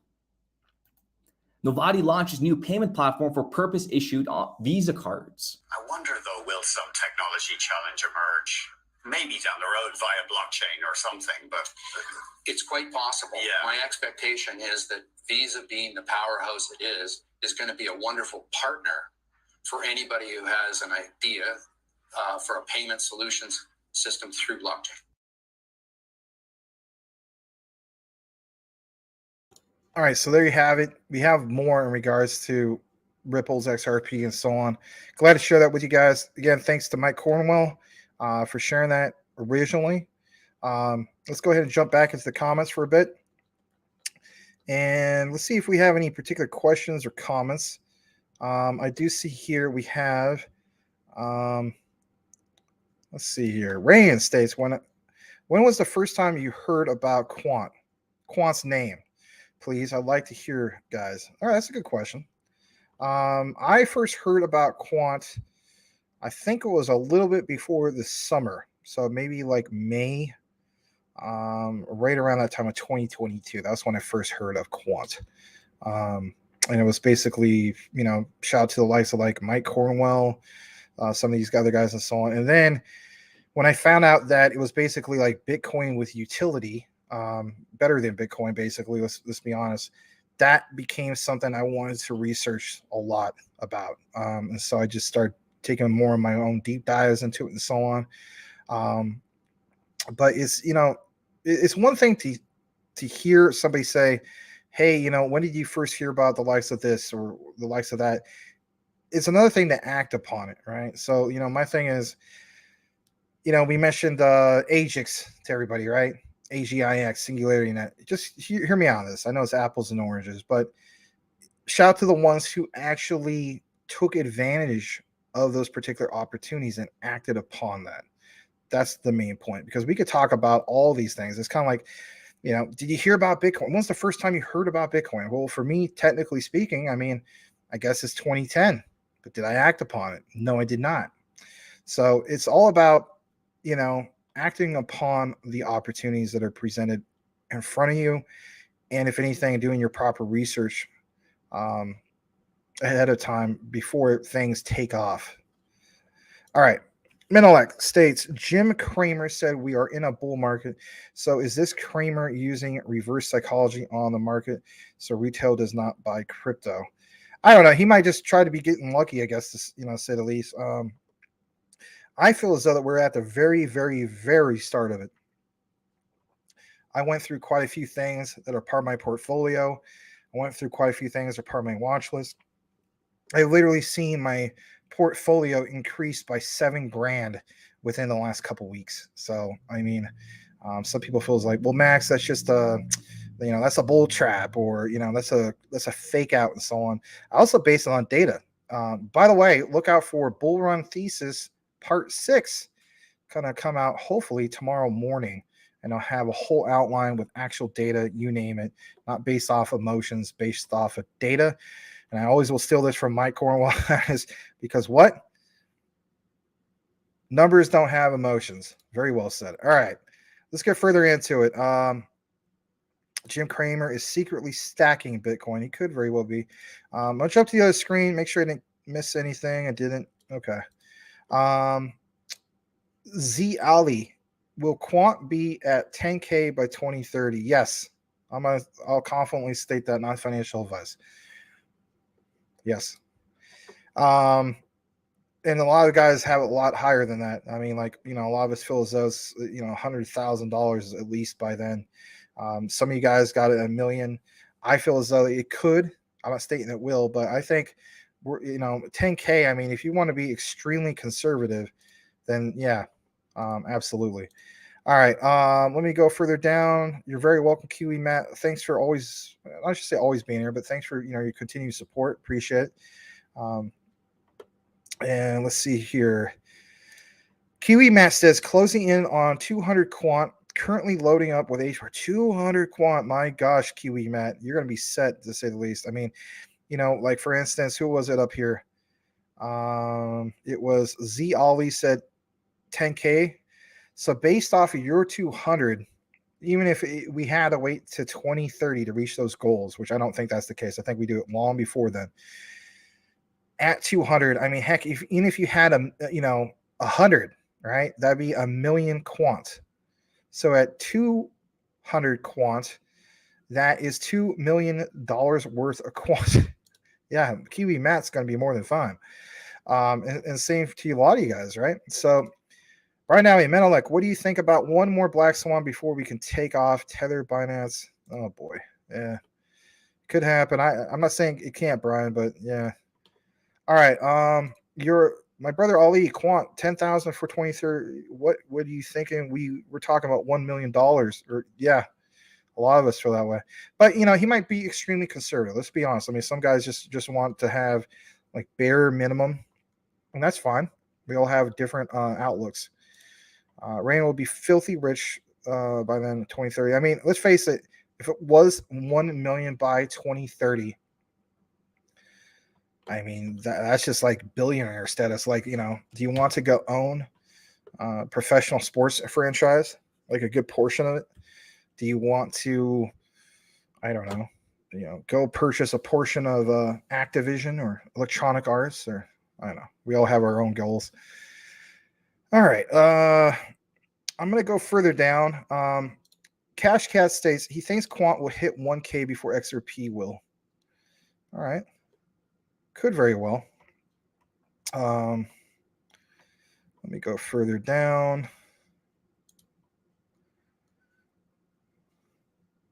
Let's see here.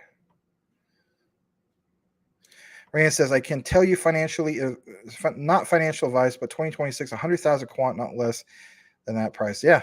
I mean, I feel like it's going to hit big figures by then as well. Some people don't, and that's okay. Here's a Cypherium fan. Good to have you in the house. Cypherium is the real deal. I feel as though they are. It is gone. Excuse me. It's gone from just being part of my particular watch list. It's actually on my short list now. So it's LCX, Cypherium, and there was one other. I forgot the other one that was a must-have. Anyway, I want to also get more Jasmy. But in reality, I want to get more everything. I want to get more quant. Are we all really satisfied with what we have? I mean, let's be realistic. Are we? I don't think we are. Bull Run, XRP, XLM, HBAR, Quant, Algo, XDC. I don't own XDC, but those pump big in my opinion. Yeah, that's a good way of looking at it. All right, so we have, again, good problems tonight. That's very good. Thanks for allowing us to get to 50. 50 beautiful people, as Larry would say. Thank you for joining us here tonight. Consider hitting that like button and also changing your avatar to something that speaks more about who you are and what you're all about. If you're brand new to our show, I'd like to welcome you and ask any question or comment that you want. We have a very welcoming community. Thank you for being here tonight. I'm going to go ahead and highlight this particular question, and then we'll kick it into the news. Big Watch 2. Hey, Max, I find it interesting that there isn't much talk about the judge's XRP secondary market decision. Your thoughts? My thoughts is I am absolutely done for the most part following the back and forth in regards to, hey, what's his name? James Filan posts something. I have nothing against him. I think it's good what he's doing. He creates content from the legal perspective, and all you guys follow it. And there's nothing wrong with it. I'm just at the point where I don't want to. I just want a ruling. I want this to be done. I want to move on from it. I want it to be a win. And if it's something monumental, a big ruling, we'll share that with you guys, of course, right? Heck, we probably won't even have to share with you. You probably will have a notification on your phone set up for it. But my thoughts on it is just I don't have a lot of thoughts on it because I just want a ruling already in favor, obviously, of Ripple. Because I feel as though that'd be a big win. So. I mean, I still follow those guys, but a lot of times when they put out news, it's just like, hey, look at this and this particular, article, this paragraph is section 2, paragraph 3 or whatever. It says this. And it's just like, okay. I mean, I don't know. Maybe not. Maybe I'm in the minority when it comes to that. But I'm kind of worn out with it. I just want a ruling. I want it done with. All right. Ryan states, I'm from Hamilton. Huh. All right, let's go further down. Numbers don't have emotions, true, but humans have emotions. Control your emotions. Yes, image is nothing. Thirst is everything. Obey your thirst. Coca-Cola. It's supposed to be Sprite, but anyway. All right. I want to welcome Mr. Selmo Fudd is in the house. Thank you for being here. I missed this question. What about XDC in 2030? That's a good question. My thing is this. I know Richard Common Sense Crypto was stating like, $80 maybe by then and some, which is insane. That's a lot, right? But when you look at the trade sector, maybe he's not too far off. I originally had it like if we were up to, $5, $10, $20, right? That's amazing in itself. But some people got it really, really high, man. And I'm going to state this. I think there's a pressure cooker effect happening when it comes to XDC. And the reason why I'm stating this, for everybody who's complaining about XDC, saying it doesn't, like the market is moving, but XDC isn't, I will remind you guys about the end of 2021. Focus on the ones that had, I know you guys think I'm going to use the SHIB example. That is one example, but there's other ones as well, right? Some utility ones. Look at the ones in which the majority of 2021 where they moved sideways for the longest time. But you had still steady volume, but it's just moved sideways. There's something to be said about consolidation, all right? It strengthens the asset to the point where it creates a pressure cooker effect. And the reason why I mentioned that particular example is because it's literally just that. You build up, you put so much stuff in a pot, right? And it's heating up and heating up and heating up. Boom. Heads to the moon, as people would say. I look at XDC in that, I guess you could say, layman's way of looking at it and so on. You take all these things that got going on in the trade sector, right? So for instance, XRP is the bank to bank. XLM is the peer to peer, right? Person to person. XDC definitely stands out in the trade sector. And I'm not rooting for a black swan or macro event of, the dollar collapsing. Of course I'm not, right? We all want to survive all this. We want better days ahead. But when you really look into the likes of XDC and have researched it more, all their partnerships, everything they're doing, for instance, with like gold bullion, are you kidding me? What, we talk about how much would it cost, how much would it realistically cost to move the money, how do we value the actual price of an XRP coin, right? Well, how do you really value the price of XDC if they're doing all this stuff with, gold billion bars and stuff like that. Or and it doesn't even end there. I mean, if we're crying out loud, how about meta blocks, right?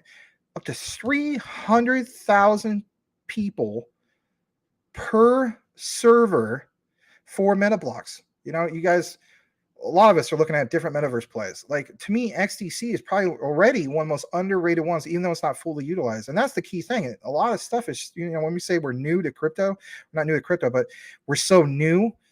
Think about, for instance, look more into meta blocks. That is such an impressive metaverse platform. I know a lot of you guys are into all sorts of different ones. But when you have real life locations, like for instance, Paris, so they have it already set up in which 300,000 user database, if you will. 300,000 people could put on a VR headset or whatever, go in there, shop at a real world location of Paris, France, right? They didn't even have a backup plan, right, for other particular cities. So Paris gets too, saturated.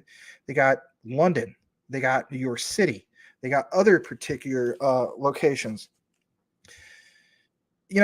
This is what excites me about XDC, because I think that really stands out. That's why it's consistently my fourth top one. When you look at Ethereum, when gas fees were triggered over and over and over again, like Mark Cuban mentioned, we didn't like it. It sucks for us. But the reality is, for those who hold it, it's very appealing, right? Especially the whales, because, they saw all-time highs on 11/11/2021, the same with the likes of Bitcoin. But my thing is this: when you hear about XDC being the ETH killer, and you think about all those transactions are going to be coming into the metaverse, that's what I think, if anything, makes it that much more interesting about, these particular blockchains that have also incorporated the likes of a metaverse platform. And that's why I'm not sleeping, and I can't give you guys financial advice, but all I'm stating is, do not sleep on XDC. I find it incredibly interesting how it's just been sitting there, trading sideways for the most part, developing that consolidation. Do not look at consolidation as a bad thing. And it's been consistently doing it since last summer that I know of. I'm telling you flat out, I think something big is going to happen for the likes of XDC. I'm just throwing that out there. Not saying that it's going to happen tomorrow, but when you put the timeline of what's going to happen for late March, this utility run, going into summer, stamp it. What's the day? February 7th, 2023. You heard me state this. Do not sleep on the likes of XDC. I just want to state that. All right. Want to welcome Samo Fudd again. Crypto Talk Now. Thank you for being here, Samo. Max, who is ever satisfied with the size of their bags? Nobody. I mean, even Richard Hart's not satisfied. That's why he keeps going and spending $20,000 on clothes that makes him look like a goofball. But he has the money to do it. I think he's a poorly dressed person, but maybe some people think I'm poorly dressed too. But I mean, it's not intentional. I probably would dress a heck of a lot more better if I had the money that he had. But whatever, teach his own. I mean, I will state this: Samo Fudd knows how to dress nice. You don't believe me? Follow him on Twitter. He has some very, very nice outfits, my friend. All right. Rayan states, yes, I was in Hamilton in 2021, but after that, all 2022, I moved my family to Ottawa. You were in Hamilton? Really? Interesting. All right. Trezor Busha, how many percentage of quant you're gonna sell at the bull market? 0. I am not going to sell my quant just yet. I have to reach certain personal goals. So even when I hit some of these personal goals, like for instance, 100,000 per quant, maybe by that time they have very lucrative, return on your quant, right? Whether it's stake and so on. So, I mean, if it's something really significant, not saying it's going to be 10%, but if it's something like that, well, why would I want to sell my quant? You know what I mean? And then if it had a high store value that was consistent, I mean, I don't want something which is going to go to 100,000 and then dumps, to 10K. That's different. That's why a lot of people feel as though they're going to sell. It all depends. It depends on what's out there. But there's some particular cryptos I don't necessarily know if I just dump all of it or sell a percentage of it and so on. So I can't really answer that at the moment. Someone, you down with XRP like Larry? That's a good point. All right. We had a lot of comments that we got into. I need to get more into it. I want to welcome Grizzly Bear Greg. Thank you for being here. If there's anybody else I missed, I didn't do it on intentionally. Going to go ahead and highlight that. A super chat came in. Let's go ahead and highlight that. Salamander, the XDC commander, says no risk, no reward. Buy XDC, leave a legacy. Now I already know the answer to this. But shout out to all you guys who were born before I was, or, you know, for instance, you're an 80s/90s kid or whatever the case be, right? Here's a real trivia question for you. What movie is Salamander referencing with no risk, no reward? We'll follow it back up here in a bit. Thanks again for the $2 super chat. Really appreciate it, Salamander. Going to go ahead and highlight this one, and we're going to jump right back into the news. So a little bit more in regards to XRP. And on this particular one, it's a little bit more further, a little bit longer compared to our particular videos. So this one's like 6 minutes. I'll stop in certain key areas, but guys, if you haven't seen this, you need to see this. So I'm going to share this with you. I saw this earlier. Actually, I think I saw it earlier this morning. You know, we're talking about this whole thing with, obviously, with cross-border payments and so on. Let's face it, XRP, that stands out for it, right? Shout out to 801_XRP. I do retweet some of his particular tweets and so on. States, XRP fam, the BIS at Hun Song Shin was asked of a cross-border multi-CBDC platform. Now, if you're wondering who this person is, he's an economic advisor and head of research for the Bank of International Settlements. Ooh. Now, Crypto Lulu references this guy quite often. Verson Alarja, he of Black Swan Capitalist, references him. Coach JV references him. So the key thing is what you're going to see in this particular clip. Quote, there's a DLT that proves the token you're transferring is genuine. You actually have the funds by zero knowledge proof. With this system, you can convert deposits into tokens, say London. He specifically mentions this. So we already add up the whole thing of this, all right? This is why I put so much focus on the likes of Quant, XRP, and XLM. They are consistently in my top 3. And for all the people who want to say, well, Max, Quant's not part of that. Malarkey, bull. We already drew that connection and what they have done with CBDCs. Now you have, for instance, this particular connection with Ripple's XRP. And, you know, for all those people who are stating that, well, we haven't had anybody specifically mention specific cities or specific, you know, partnerships or, you know, oh, this whole thing with Swift. Swift is not necessarily, you know, they're talking to the likes of Ripple. They're talking to the likes of Quant, but they haven't done the deal. Okay, hear me out. But if you have this guy, Hyun Sung Shin, who is literally, and I'll show it again, he is the economic advisor and head of research for the Bank of International Settlements. This is brought up so much. It's ridiculous. And you have him stating that you convert deposits into tokens, say, for example, in London, and you tie that to, for instance, the whole thing of the digital pound. Again, the Quant connection. Now you have the XRP connection. I'm telling you flat out, it is massive. If you're just tuning in, you're not going to want to miss this. We are going to listen probably to for the most part, most of this. I'll try to pause it in key areas. Let's listen to this. I do have it set up where you can hear it. Let's jump into it right now. Thanks for joining us here at Crypto Talk Now. We appreciate you being here. Here we go. Yeah, fantastic. So my question is on cross-border payments.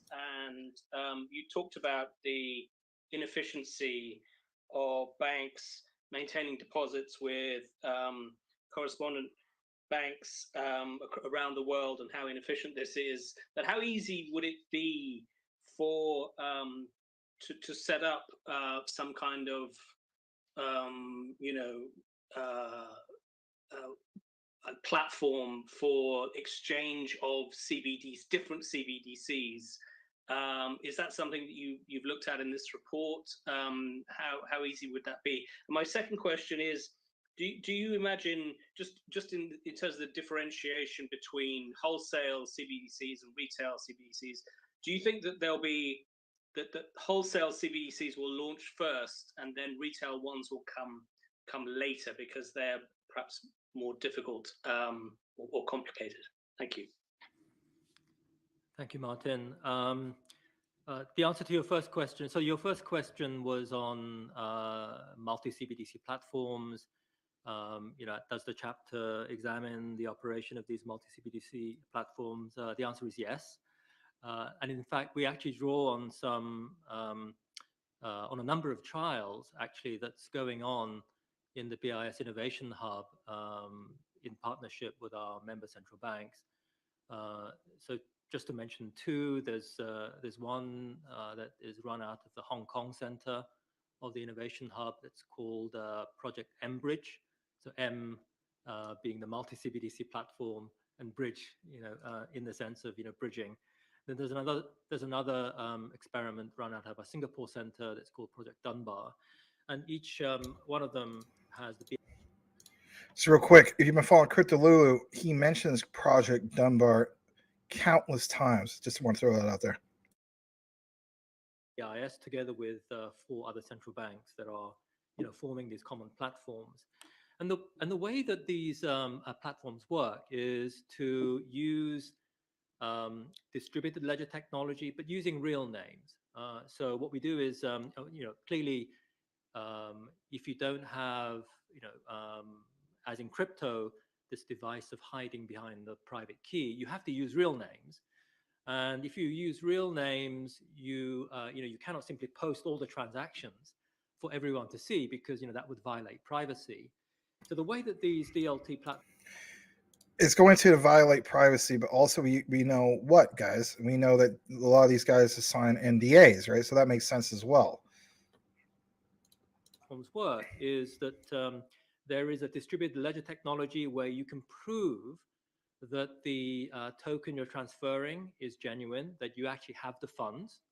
And you can do it by proving the provenance, if you like, the origin of your token by using cryptographic techniques like zero-knowledge proofs to show that it actually derives from a valid history of past transactions without revealing what exactly the transactions are. So, it's a very constructive use of cryptography.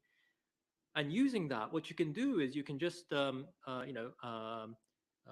can form smart contracts, you can transfer, you can bundle them so that you have, atomic settlement where the house is transferred if and only if the money is transferred. So you don't need an escrow account and so on. So what this type of system. Think about what you just said right there. You don't need an escrow account. Technically speaking, I mean, I know this is about XRP, but technically you could say XLM. You don't need an escrow account, right? Just think about that for a moment. System enables you to do is to avoid the current practice, which is to say, if I want to make a payment to a, on behalf of my client to a supplier, on another continent, what you need to do is to hold a deposit in a bank in that jurisdiction, ideally, and then just call up the bank and say, look, debit my account and credit the account of the supplier. And if you don't have an account, you have to use a correspondent bank.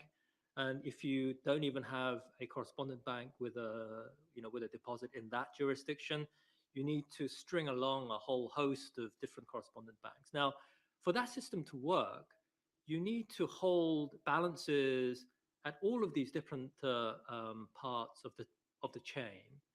And in a way, it's going back to the origins of supply chain financing, where the credit function and the payment function all are bundled together. And so it's incredibly intensive in terms of liquidity, and there are the operational challenges all along the chain. What this kind of platform can do is to just short circuit all of that. And of course, what you would need to do is, of course, I gotta pause it there.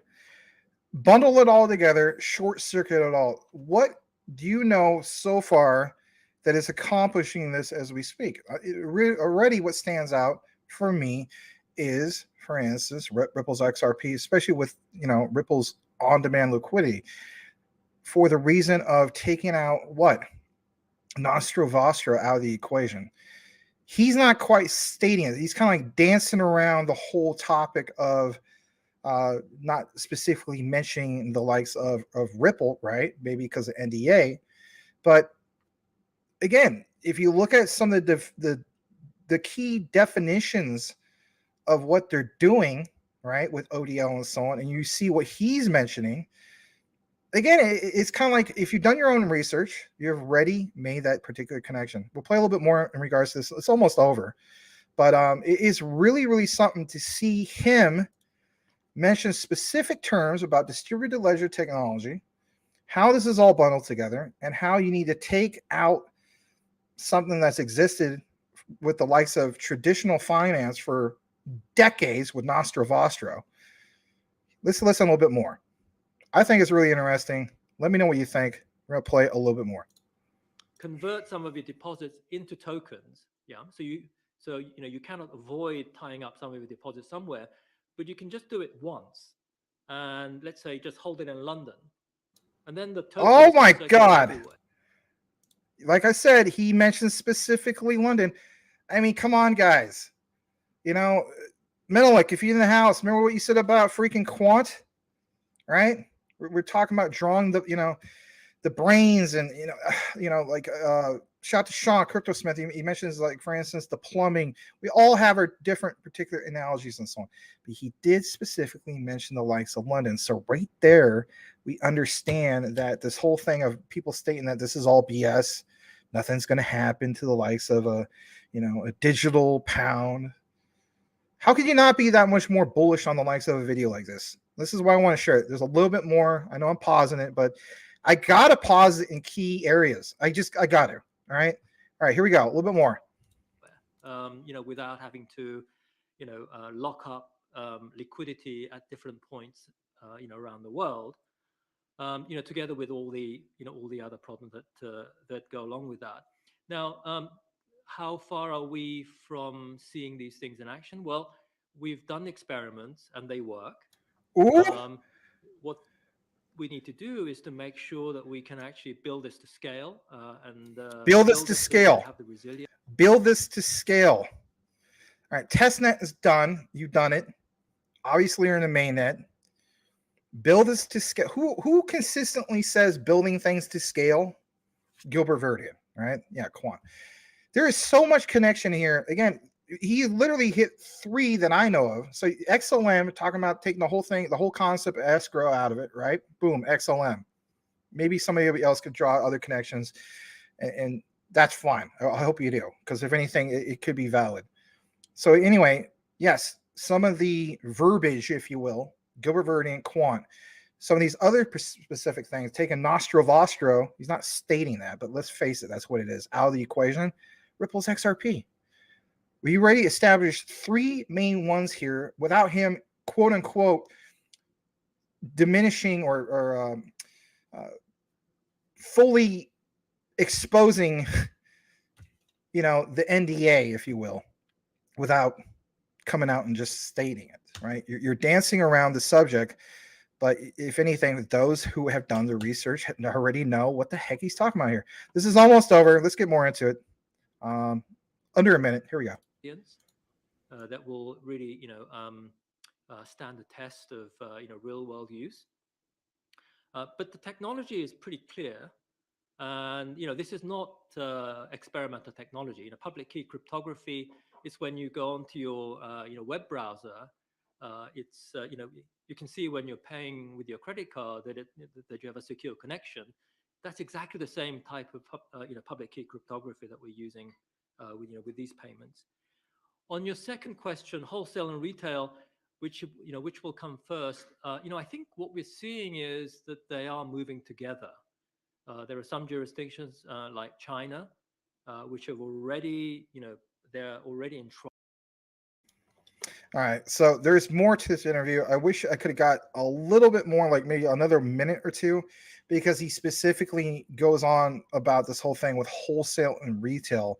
And of course, with this whole thing of, the introduction of wholesale CBDCs and so on. And then when he talks about the retail, it's just like, okay, a little bit more about what? XLM. So, I mean, to me personally, three things, again, stood out: Quant, XRP, XLM. And when you have the likes of this particular guy, I cannot pound it home enough. He is from where? The Bank of International Settlements. He's like one of the main guys. Hold on, let me pause that. Mr. Hun Sung Shin, 27,000 followers, economic advisor and head of research of the Bank of International Settlements. Why would the guy who is from the Bank of International Settlements be mentioning basically the definition of what all three of these are solving? I mean, you mentioned at scale. Come on, Quant. These cross-border payments, especially on the bank to bank, XRP, XLM, taking escrow out of the picture. I mean, I don't need him to state it because I already know what I've researched. And I know you guys already know what you researched as well.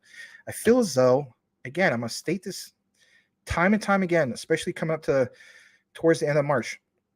We are really running out of time. If you don't hold these particular ones, it's not financial advice. I can't tell you what I'm doing, but this, for me personally, if I didn't hold these, I'd be really worried, because I'd be like, you know what?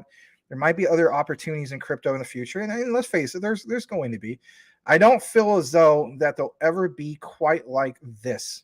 So let's face it, when Bitcoin originally came out, it was big because it came out during a time of what? The Great Recession, right? You had that beautifully written Satoshi white paper and so on, right? And that was huge for anybody who got into it at that time. Guess what? This moment in history that we're in right now, this is our moment. And you better believe I'm not sleeping on this moment again. The reason why I was not able to get into it last time is because I got into like multi-level marketing crap, garbage. And when I heard of the likes of Bitcoin, I gave in to all the naysayers who could give a crap if I'm successful. Let's just be honest, right? Some people are just like that. You know what I mean? Oh, it's too good to be true. It usually is. Well, most of the cases, but there's some rare cases where I should have just took a chance, right? I took a chance on some of this MLM bull crap, right? No, it's not multi-level marketing, Max. It's network marketing. Oh, this is the new thing. So I turned my back on the biggest opportunity of my lifetime, Bitcoin. I will not do that again because I realize what we have here with this. So I'm very excited. I'm glad to bring it to you guys. Let's kick it back into the comments for a bit. We have, of course, quite a bit of info. We're going to have extended coverage, I guess you could say, here tonight again. If you're just tuning in, please hit that like. We do appreciate it. I'm going to read this real quick. Brian Dowie, so many NDAs when it all comes out. They've been adopting this for years. Yeah, but that's the whole thing. NDAs. I mean, they, literally, he literally painted what this is, right? Like almost told you, verbatim, XLM, XRP, Quant, without actually saying it. All right, Brian Dowie, it's all part of the planned XRP SEC case included. This video is so bullish. Well, thank you for that. I thought it was too. I was glad to share it with you guys. I agree, Nostra Vostra, or however it's called, is huge, big money. It is because, traditional finance, right? TradeFi, you need Nostra Vostra. You take that out of the equation and you have another layer of what Ripple's XRP can accomplish. It's huge. It literally is. If you were watching that whole thing and listening, he outlines it perfectly. And I think that's why Crypto Lulu covers this stuff quite frequently.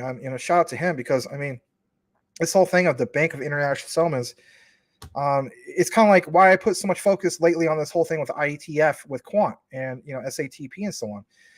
You really think that the pioneers of the internet is going to partner with the likes of Quant if they didn't realize that Quant is literally part of being a pioneer for Web3. Yeah, you can be a pioneer from Web 1, Web 2, Web 3, and so on, like IETF is. But jumping from Web 2 to Web 3 and beyond, quant stands ahead of the pack.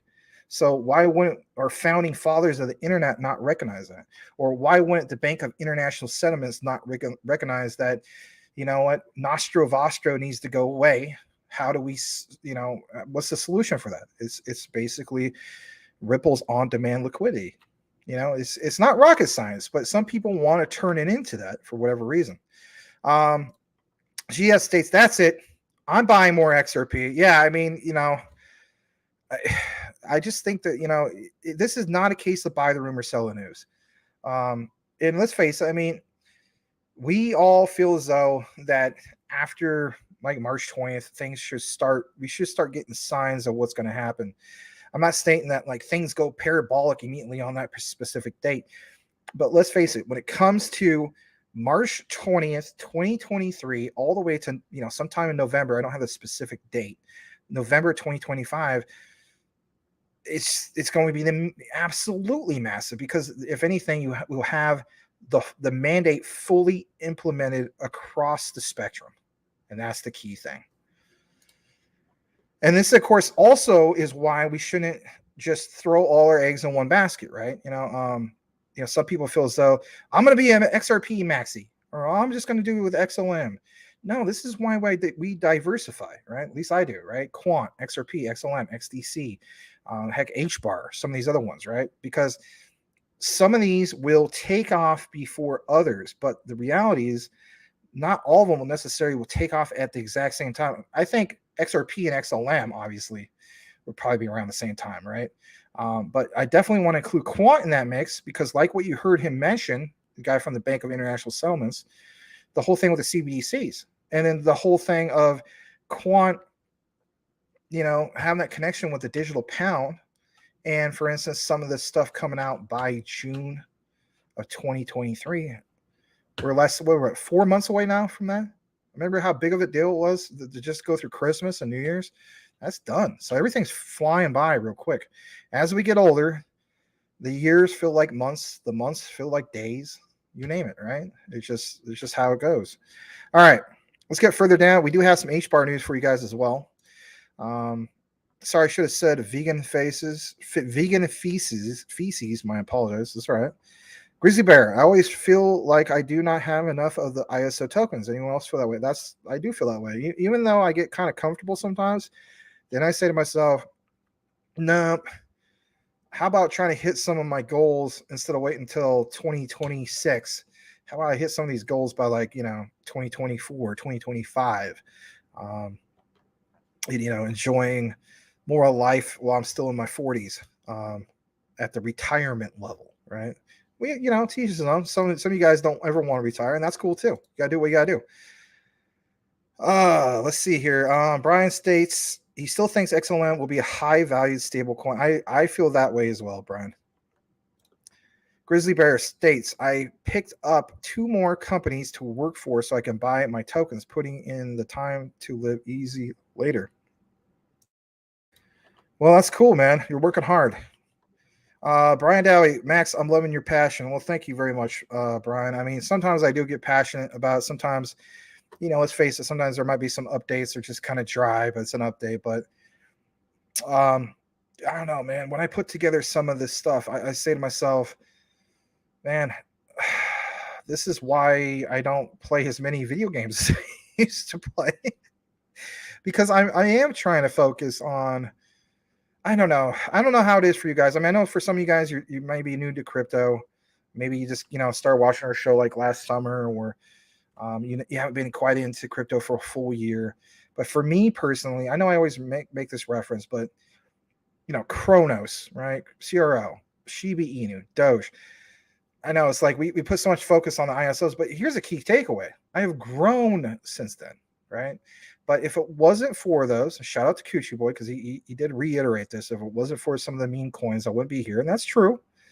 I will never turn my back on opportunity. I'll state that much. But the ISOs and the QFS is in a whole league of its own. All right. To me, that's where the real wealth is.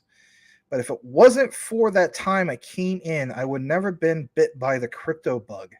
Maybe I should put like buy a little crypto bug and hang it up in my virtual room over here or something like that. Put over here, replace some of these weird looking thingies over here with a crypto bug. But it is just that. You get bit by something in which you have made money like you never made before in a short amount of time. You know, I'm not saying it was a get rich quick because it wasn't, right? But I mean, come on, man. $300, 22K, right? I didn't get it right at 74 cents of like, Doge, but I think it was like right around 71 cents when I sold and so on. And I got back in. Same with Shiba Inu and so on. I got lucky. I did well. And after that, I just said to myself, there's something about this whole crypto thing. I need to do more of my own research. I owe that to myself. And then it just became obsessive researching every single day. And then by the end of 2021, I said to myself, I love talking about this stuff. And I'm not as excited about my gaming channel anymore. You know what I mean? So I was like, I am going to shift my focus to making a crypto channel. And I did. And then a few months later, I teamed up with Larry because I saw more opportunity with him. The rest is history. So, but I thank you guys because you helped us build what we got going on here. And we're going to still keep building this thing. And we have a very, very mature community. I mean, we have a smart community here. I mean, I'm not just saying that just to say that. Like, I think there's a lot of people here who have, maybe your entry point was the same as me. You came from memes, but you have educated yourself about, it's nice to make some money with memes. Don't get me wrong. And maybe you made the majority of your small fortune, whatever you want to call it, off of memes. And maybe you still are doing that. But if anything, I think a lot of you, or the majority of you guys, are recognizing where it's at. And that is, you want to invest into the future and you want your crypto to stay here for the long run. This is where, people come up with the expression, 99% of these cryptos go away. If that's the case, you know darn well which ones are going to stay. This is ones that have real solid, real world utility. Quant, XRP, XLM, XDC, HBAR, right? Some of these other ones, Blockchain Bank, LCX, I think ALBT will turn it around. I know there's a lot of FUD right now with that. And, I'm very impressed with Cypherium too, right? Like, you can add that to the ISO 222 list. If they get picked by the FedNow service, right? Like I mentioned before earlier, they are one, you're driving in the middle of the night into some random town. Think about it. This Shell gas station is XRP. There's XLM, it's mobile, Quant, whatever the case be, right? And then here's Cypherium at the end of the road. You could choose to use them. You might not, but it's there. And that's the whole thing. As long as it's there, there is a mainnet. From my understanding, they already passed the whole thing. So FedNow has already picked them.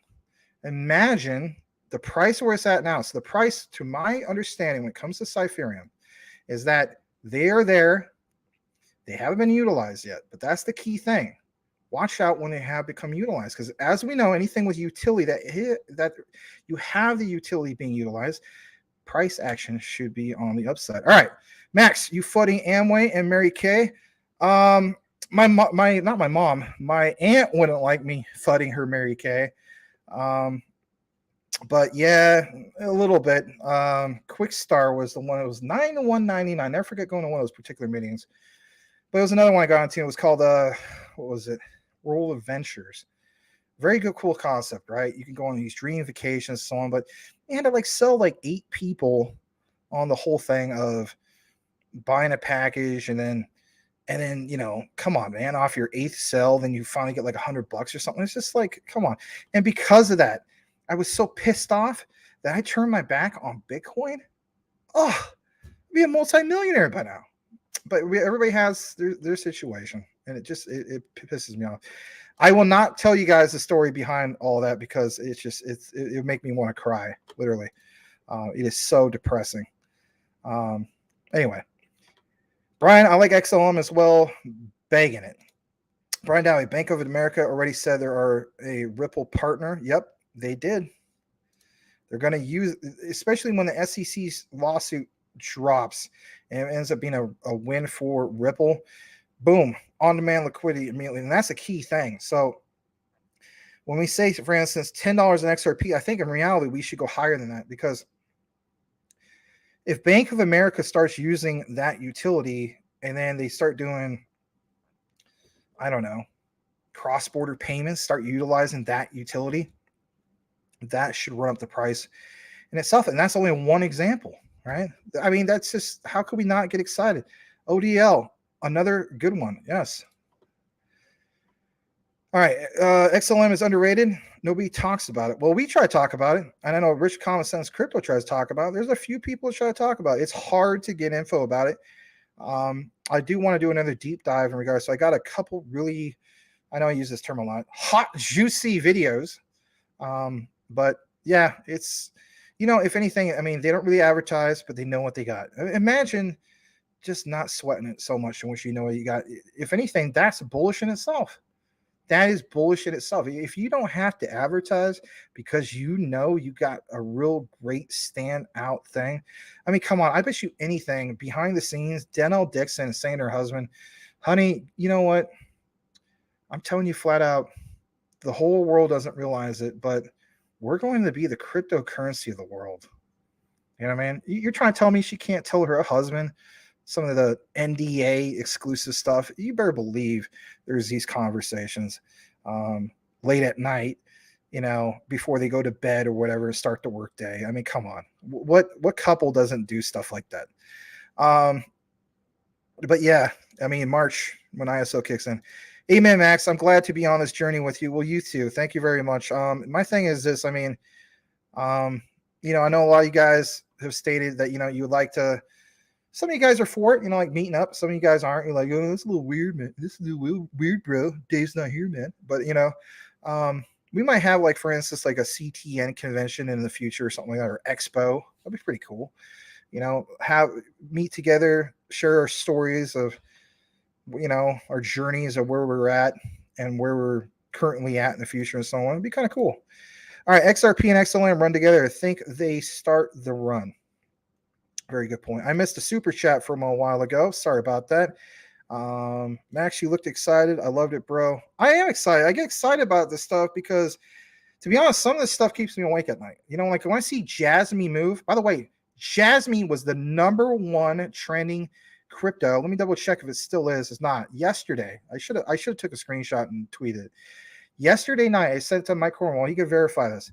Jasmine was the #1 trending crypto on CMC, period, out of 22,000. And to see where it's at now, it's like, did we buy bottom for Jasmine? I think we did. And it's like, man, I mean, shout out to you guys that DCA'd more. Anyway, I want to read this, and it's a super chat. Let me double check to see if there's more super chats, because I do apologize if I didn't get to it quick enough, because the super chat should have priority. That's why you guys are paying for it, right? Mr. Cryptocurrency is his name. $4.99 super chat. He states, hold on a second. NGN is really flying high right now, and with all the announcements coming, we'll even take it higher. Do your own research and check out the network as soon as possible. NGN. Well, he dropped a super chat. That's the least we could do. Is thank you by doing that. Does it have an official listing anywhere? Let me see. NGN. Cryptonesian. Is this the one you're referring to? Hold on a second. Let me get some clarification. I'm going to share my screen real quick. And thank you for the $5 super chat. We hope to see more of you. We hope that you'll want to come back to CTN in the future. All right, let me know. You know, you stated that there's announcements coming. We'll even take it higher. Do your own research. Check out the network as soon as possible. Maybe this is something that's newly listed. So let's see if this is the thing you're talking about. Let me see. Cryptonesian. I don't know if this is it. I really don't know. So give us some clarification. We'll be more than glad to look more into it. Guys, let's welcome Mr. Cryptocurrency. And thank you again for the $5 super chat. Really do appreciate it. Because here's the thing. If it's not the right page, I don't want to open it up And then we just, spent a bunch of time, researching something that has nothing to do with the project that you're wanting us to look at. So you give us some clarification, we'll look more into that. River Runner states, if we stick together here and all hang in for the long haul, it could be a whole different live stream for us in 2 years. Yeah, I mean, we already grown quite a bit since the first days. I remember that first Friday with Larry. It was me, Larry, Cody Core, and one other random person. Seriously, 2 people. It's like I give a shout out to Daniel Gayton. I mean, he grinds it out. He loves to talk about crypto, and he's gonna get where he needs to be too. But I mean, it's an absolute grind. Content being if you want to be a content creator, I'll state this much. I mean, I've had lots of experience even a couple of years before I did the whole thing with CTN, with my gaming channel. But people don't realize it's a very, very time consuming thing. You have to, research certain things. You have to pick out what is the good stuff to get into. Is this something that people even look at? Like I could talk about the greatest thing that ever happened to Shiba Inu, but put out a video about it and so on. That might only get like 50 views. You know what I mean? And it's just like, oh man, I put over an hour's worth of time into that. So yeah, it just all depends. Let me go further down. Let's see. Where are we at? So much for the 5 minutes in, 5 minutes out. I know. Sorry about that. Salamander, as long as you're not bit by Caroline from Alameda. No, I'm good. Brian Dowie, last run was memes. This one is utility. Memes will still make money. Don't get me wrong. And I think if anything, we're having a little taste of the AI. I will agree with Sean. I think a little bit of the AI is starting to become like the memes, not Singularity, because I stated for the countless times, I think that is one that really stands out. That's probably like literally the best AI project currently. If you want to look more into it, watch some of their particular videos. So impressive with what they got going on with like robotics and stuff like that. All right. Let's see where we're at. Quick Start was such a scam and also a cult. Yeah, I agree with you on that. Not as depressing as having 10K in 2010 to put in Bitcoin and not get in. Yeah, well, man, maybe one of these. How about this? When we all meet in person, well, not all of us, right? We have a CTN Expo. I might tell you guys the story about the 1,000 Bitcoin. I'll just leave it at that. All right, River Runner Casper seems to be heading in the right direction for sure. Yeah, I need to get me some Casper. It's on my short list. It's LCX, Casper, Cypherium. I think those were the 3. Yeah, those are the 3. I know I stated real quick. Let me just state this real quick. Bone. I know that Bone's going to take off, but now it's kind of getting to the point where that return on investment is not as appealing as it used to be. I mean, I've already got a lot of shibs. So I'm more than made up for it and so on. I might have to let that one go because it's just simply like it's out of reach right now for me. Like I told you guys, we're eventually going to be priced out of quant. I feel kind of like I'm getting priced out of, Bone. I know that sounds like a weird statement. Like, huh? Like, quant is $141 or whatever. And Bone is, $1.39 or something like that, right? But I'm looking at it from the perspective of I don't really need a whole lot more of long-term plays. And don't get me wrong, with Shibarium drops, a lot of people feel as though like this is going to go parabolic. Let me know honestly what you think. When Shibarium drops, am I missing out on something here? Like I'm not saying I know everything because I don't. But when it comes to this whole thing of Shibarium, do you guys feel as though, like, let's say you were like me, all right? It's not financial advice, right? You're not going to give me financial advice. But do you guys feel as though that even with another dip, like let's say we go from $1.39 to like $1.20 for Bone, you would still, like, I'm not talking about DCA. That's a different story. I'm talking about like you don't have any, or you have a friend, family member, doesn't have any, or me, right? Hopefully I am your friend.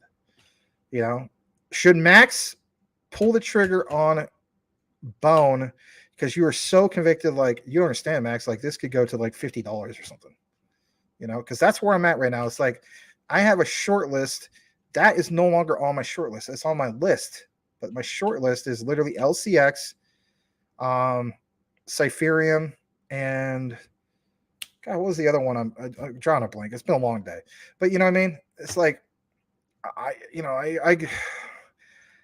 already put so much into crypto, and it's just, you know what I mean. It's kind of like I don't want to be on the sidelines, but at the same time, it is FOMO. That would be FOMO. It's that fear of missing out, the fear of missing out on Bone. You know. Anyway, Brian Alley, I agree, Max, but you hold on. I agree, Max, not you, but XLM doesn't say much. But those NDAs, bang bang, bro. XLM. Yeah. That's funny. All right, even 10K in Doge 2021 would have been worth millions. Yeah, that's a good point. Right, you know me. Oh yeah, Selma, you down with XR? Doing all right, bro, with all the XRP. Brian, you know me. Yep. All right, CPH is up 37% today. It's doing pretty well. All right, we did get clarification. Sorry, I didn't get to your one real quick. Only 6 minutes behind. Not too bad as last time. Contract end E015 for CX drops tomorrow on Dex Tools. Dex Tools. All right, let's pull up Dex Tools. Excuse me. And the original one was, all right, NGN. All right, let me type that in. So what we have here. Thanks again for the second super chat. It was really nice of you. Are you actually part of the dev team by any chance? All right, so you got, let me just double check. I believe it's NGN. Yep, NGN. Let's see what we're doing with this. NGN. All right. And you said it was the $ NGN, if I'm not mistaken. Yep, $ NGN. And just to double check, you said E015 is the thing that ends on the contract. E015. Well, this has to be it. Launched like 3 months ago. Has to be it. All right, I'm gonna go ahead and share it. You tell me if this is it. Hold on a second. Been on a while since I've been on Dex Tools. I remember the Dex Tools before the Empire. I know that's bad Star Wars reference. All right. Yeah, here we go. Let me know if this is the one. I'll leave this up here, and I think it is, but just don't double check. I know you said that the contract E015, but the other ones don't show any of that. Let me just double check myself. I'm sorry. I don't see anything specifically about that. I'll double check. I'll go down to the comments on the bottom.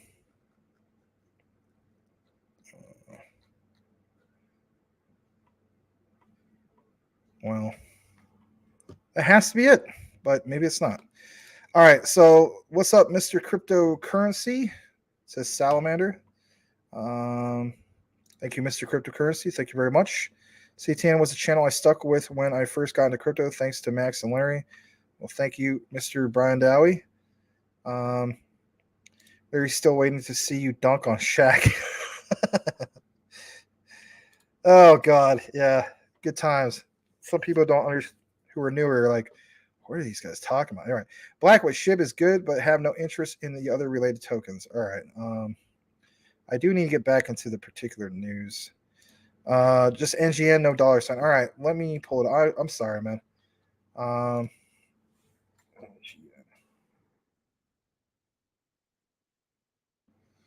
there is more. I am Paul. You just, my bad. You did state I should just went further down. I'm thinking about a lot of stuff, man. I apologize. All right, E015. Let's scroll down further. E015. Here it is. I finally found it. 28 days ago. All right. Yeah, I have a total liquidity of 127,000. Okay.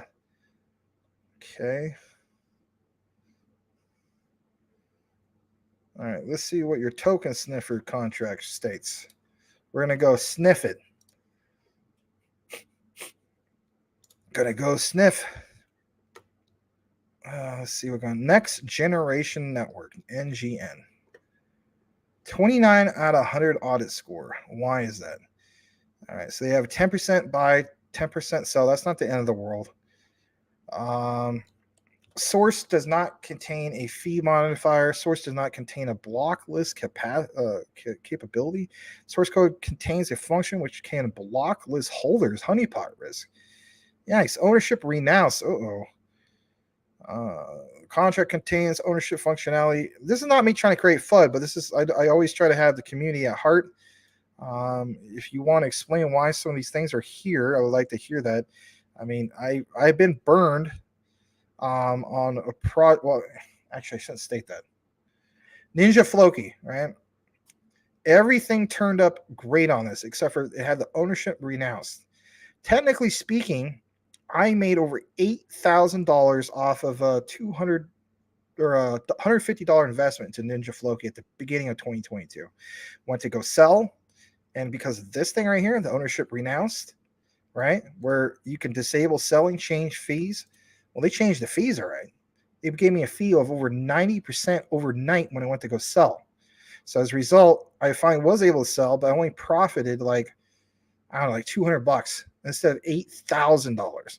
But it was a scam. I'm not saying your project's a scam, but you know, there's some issues here. Owner/creator wallet contains less than 5% of circulating token supply, 35%. The owner wallet contains a substantial amount of tokens, which could have a large impact on the token prices sold. So, well, you know, we could take a look into this. What is the particular site? Let me see. Share this tab instead.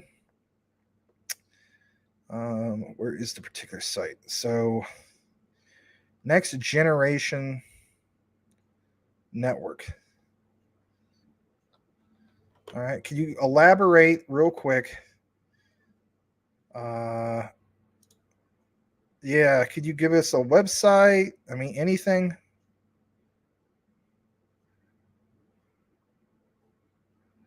Yeah, I mean, it did pump, but I mean, also look at this. Hold on a second.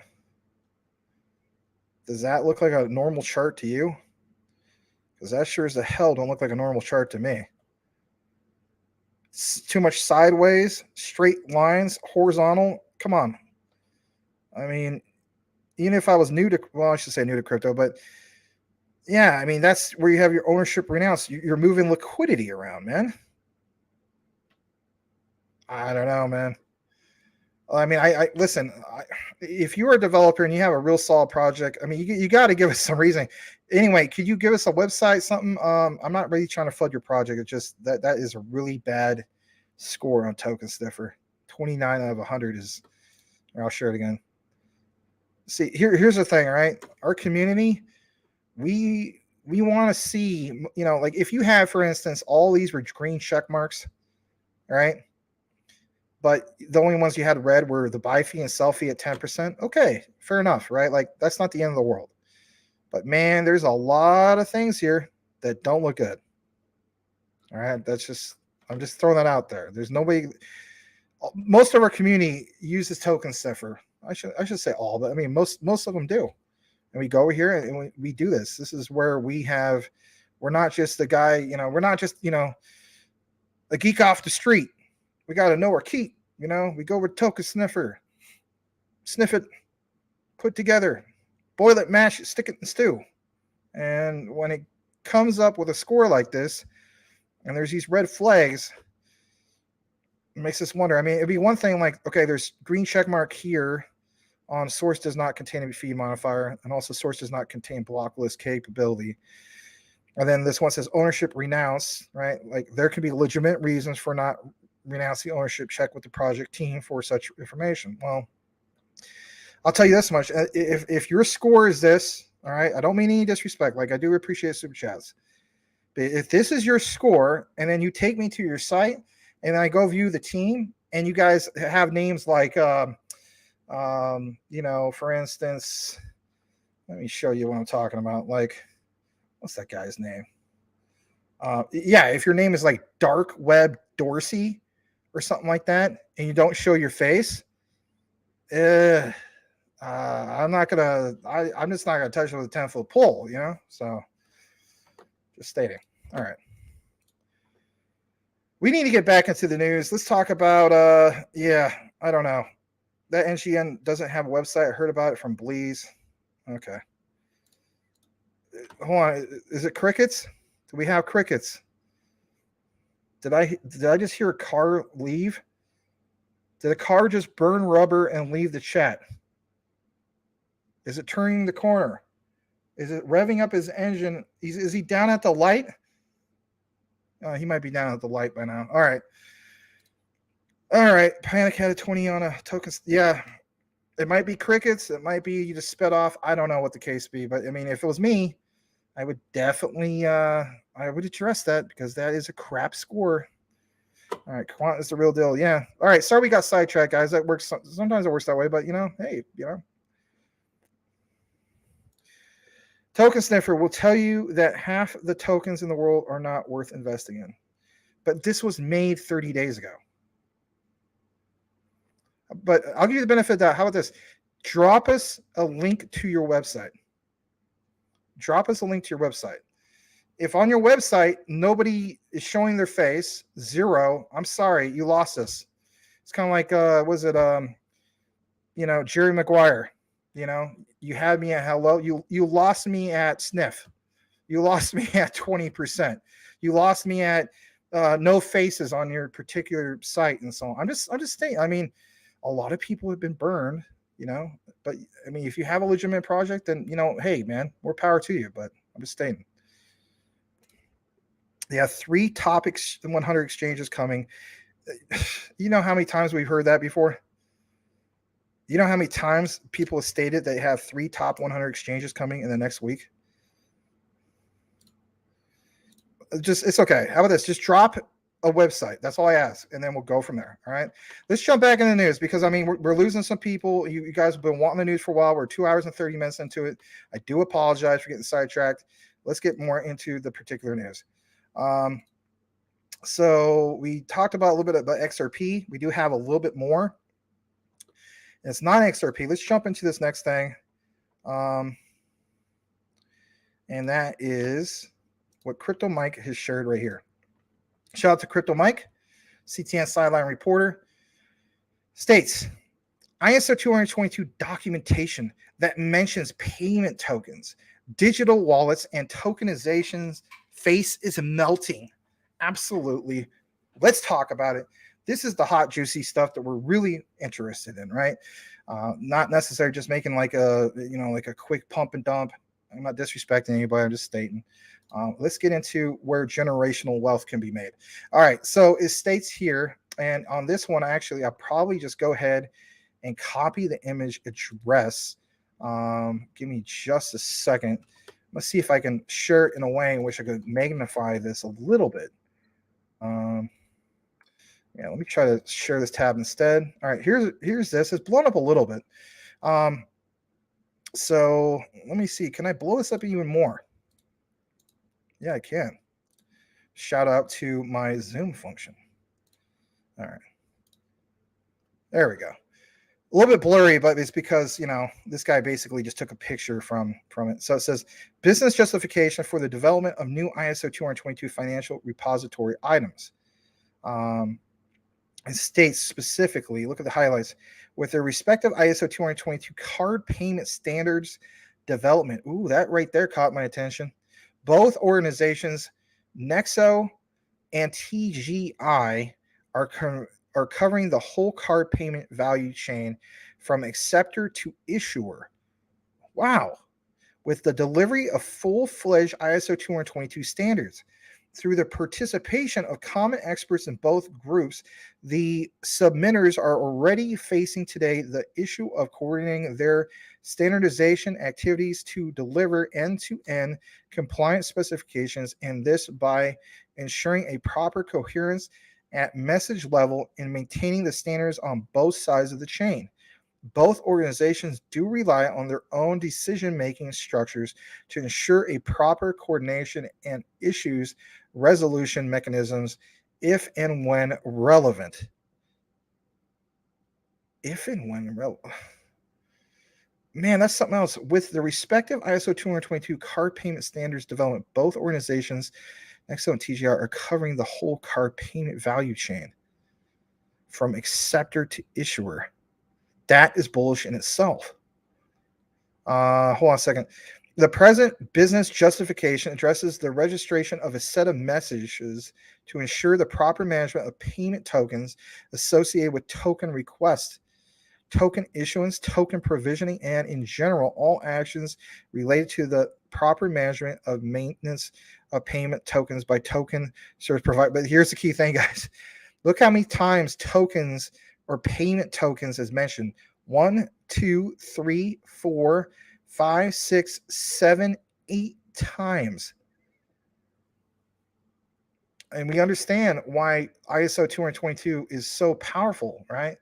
That messaging format and the technologies that are built on really great blockchain technologies, right? To make this happen, Ripple's XRP and so on. Let me see what else I could pull up in regards to this. Shout out to Crypto Mike, of course. Let me pull up another page. Yep, I got another one. I'm going to do the same type of thing. I'm trying to blow it up as much as I can for you guys to see it. Here we go.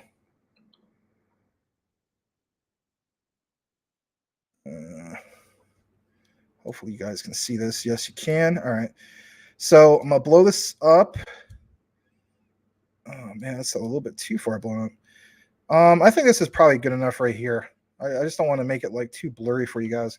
All right, let's look at this. ISO 222 business areas. This new development has identified the following new ISO 222 business area to be created in the card payments domain. Payment token management. Messages that support card payment token.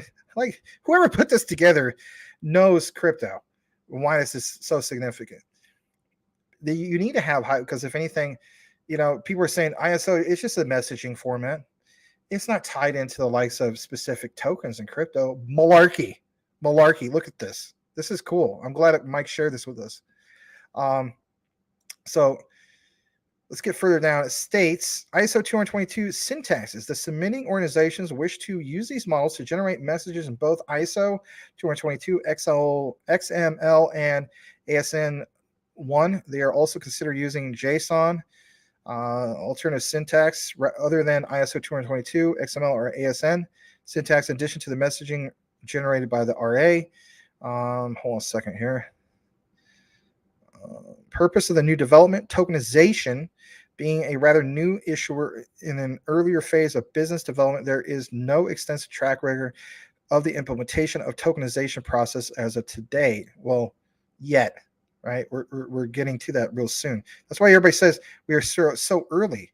You are so early because here's the thing: we don't even have laws made up for this stuff yet. Think about that. If we don't have laws made up, and people say we're new, we're still so new.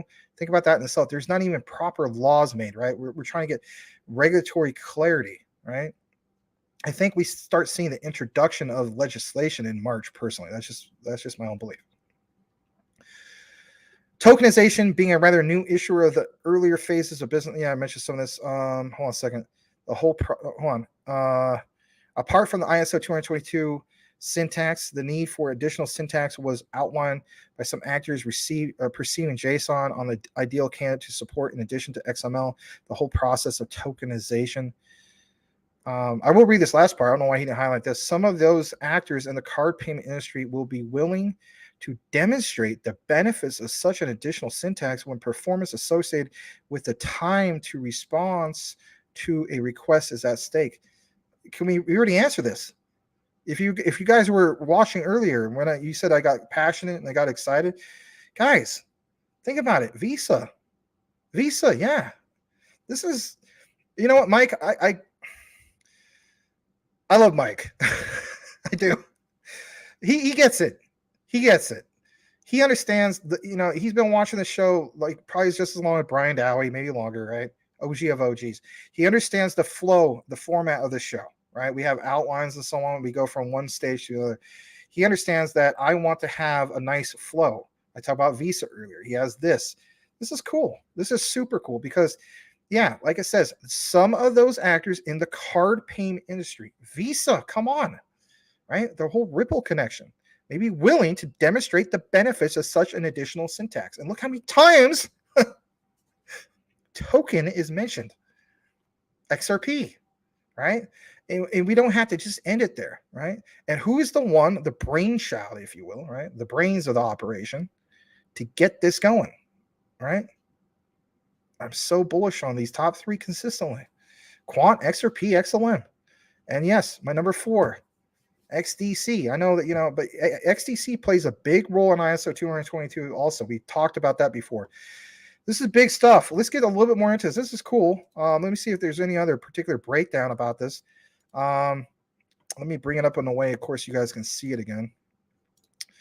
Let's see. Is there any other things? Yeah, there's 2 more pages of this. We'll just get to the juicy stuff. Let me see. Crypto Mike is in the house. That's what states. I need to zoom in more on that. All right, I apologize. At least I know how to do it. I mean, do it, and doing it well. I was raised in ISO. She was raised down in Brooklyn or something. I don't know. Where am I going with this? Anyway. All right. So let's see if we can zoom in a little bit more. Yeah, let's do 250. I think that's a sweet spot. All right. So it states card holders, right? We just went from the whole thing about, the payment actors. Well, card holders. Card holders will benefit from a higher level of security and a better trust in effecting a card payment, given the fact that the PAN usually used to perform the payment is replaced by a payment token, which ensures the higher level of protection of this asset, for which the risk of being compromised is much lower than a traditional payment. So, for people who want to FUD the likes of this whole concept of ISO 222 who don't understand this, they're going to focus on what? They're only going to focus on the speed. Oh, well, it's just faster. I mean, so what? It's not that big of a deal. I mean, do you really count the seconds of how this all goes through? No, you just buy your items, at the store, and then you put it in the bag, and then you go home, and do you really count it? I mean, I've heard people say it. I think it's a stupid thing to say, but it's also not just that. It's understanding the layers of security, and they address it. But look at what states here: a payment token, which ensures a high level of protection. Again, all right, you like the idea that they're mentioning this because, I mean, yeah, you could draw the XRP connection. Yeah, you can even draw the Quant connection. How do we know that? With their particular secure smart contracts, right? Remember we mentioned that. All right, so merchants. Due to the much lower risk of their card data being compromised at the point of interaction with the card holder, merchants will enjoy a higher level of trust in accepting payments based on the use of payment tokens. Jeez, man, look how many times tokens specifically is mentioned here. But here's the thing.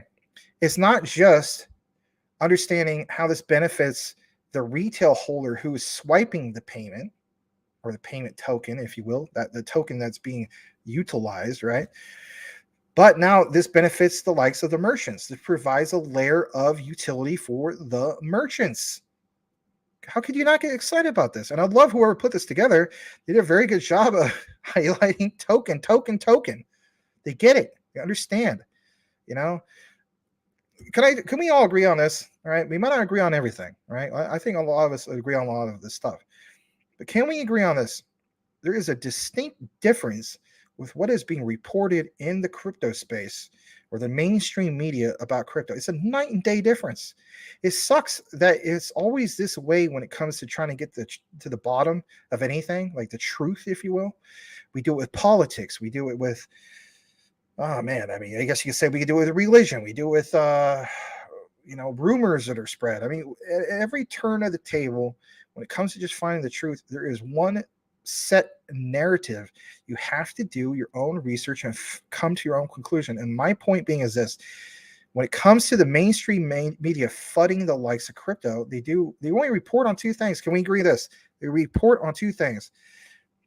Bitcoin is at 69K. My God, I should have gotten to Bitcoin back in 11/11 2021, and Ethereum too, right? and then they'll report on Shiba Inu. Oh, Shiba Inu, what is this thing? I could have bought a whole bunch of these for super cheap. Might be a millionaire, or Dogecoin. They just report on whatever skyrockets, right? But they never report on the utility. They never talk about the use case. They'll never educate you on any of this stuff. It's kind of like the old expression back in the day of, well, we need to keep this hush hush. If it's a good thing, why would you let everybody know about a good thing? But you know what the beautiful thing about crypto, like actual real solid, great crypto projects, the ones that have great blockchain technology and so on, the ones with real utility. What is great about it is understanding that this is not the case of where we keep this hush hush. If anything, we want the widespread adoption. We want more and more people like you guys are tuning in and so on to understand the significance of ISO 2022. Understand that this is not something we want to keep hush hush. We want more of that adoption. So anyway, my point is, look at some of the verbiage listed here. It's really impressive. Multiple layers of utility that benefit retailers, merchants, and look at this. Acquirers and their agents will enjoy a higher level of trust accepting from their merchants transactions initiated by tokens. Issuers. The role of issuers is key in accepting card payment transactions. Token-based transactions should reduce the level of decline authorizations and also the need to effect additional security checks prior to authorizing a card payments transaction. Furthermore, issuers will have a complete freedom to ensure the provision of token services themselves or rely on a third party to ensure this task on their behalf. Additional benefits are also expected for the following actors of token-based payments. I'm not going to read all this, but I mean, you have an idea of the different layers. I mean, we talked about the issuers. We talked about, the merchants. We talked about, you from the retail side, right? The guy, the payee, right? How about processors, right? Says specifically processors are expected to benefit from the business deployment of this new service of a payment token provisioning among actors of the card payment and from issuers in particular. Are you not frustrated from the fact that most people will say, who are outside of the crypto realm, will say, we already have this, technically speaking, with Visa. I've heard this debate. I've had people literally, I hate to say it, like I have a couple friends, they just don't get it with crypto. They're like, Max, Visa already has 25,000 TPS. They don't need this. And then they leave it at there. Oh, okay. So let's just throw out the layers of security. Let's just throw out the other particular benefits, right? Let's just be narrow-minded with one layer of that particular utility and just throw everything out the window. This outline that you see here, the processors, the payment enablers, the issuers, the acquirers, the merchants, the card holders, et cetera, is multiple layers of use case of the tokenization of what? Well, you can draw your own connection. You have a better understanding because it totally shows you an outline of how this is all broken down by highlighting the specific ones of how it's tied into crypto. Now, you may be wondering, well, it doesn't mention XRP. Damn right it's not going to mention the likes of XRP. They don't need to mention the likes of XRP because they don't want to violate any type of NDA and so on. But if you've done your proper research, you do understand where this is all tied into. You understand why the likes of, BlackRock have, acquired quite a bit of this, or, gotten into what they've gotten into in the past and so on. Let's face it, dating back for quite a bit of time now, right? I don't know. I want to show you one more thing in regards to this, and shout out to Crypto Mike. Here's this. I'm going to, of course, try to blow this up as much as I can, but I think it's crucial to understand some of this. So if anything, I'm going to copy this image. Let's go ahead and paste and go on it. And hold on a second. So where are we at with this? I don't think that's the right page. Yeah. All right. So let me get a status and then copy image, paste and go. It's not bringing up the right page. Why is it doing that? All right. Let me see. I'll see if I can just do copy image on a different screen. It's not doing it again. Oh, here we go. I got it now. I got it. All right. Share this tab instead. This is big enough. I don't need to zoom in more. So it says digital wallet providers. Wallets do contain payment instruments. You knew about a little bit about this. Actually, this isn't highlighted. Let's talk about this real quick. Expected time frame of the whole new series of ISO 2022 messages says should be designed and developed within the best timescales, given the fact that they are usually related to highly innovative new means of payment, which require a short time to market delivery.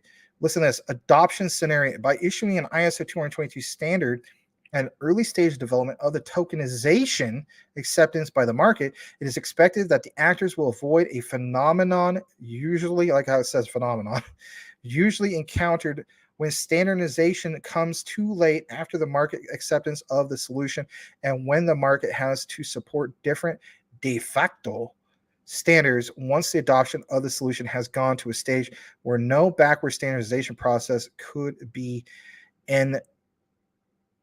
I can't read that right now. Envisage. I can't even pronounce that. But let's go further down. The volumes are difficult to predict at this early stage. Yeah, no duh. I think this is why people can't get an accurate price for XRP. Nobody can. Hear this for just a moment, and we'll wrap this part up. We'll kick back in the comments and so on. But I mean, come on, guys. The whole 5 minutes and 5 minutes. I mean, forget about it.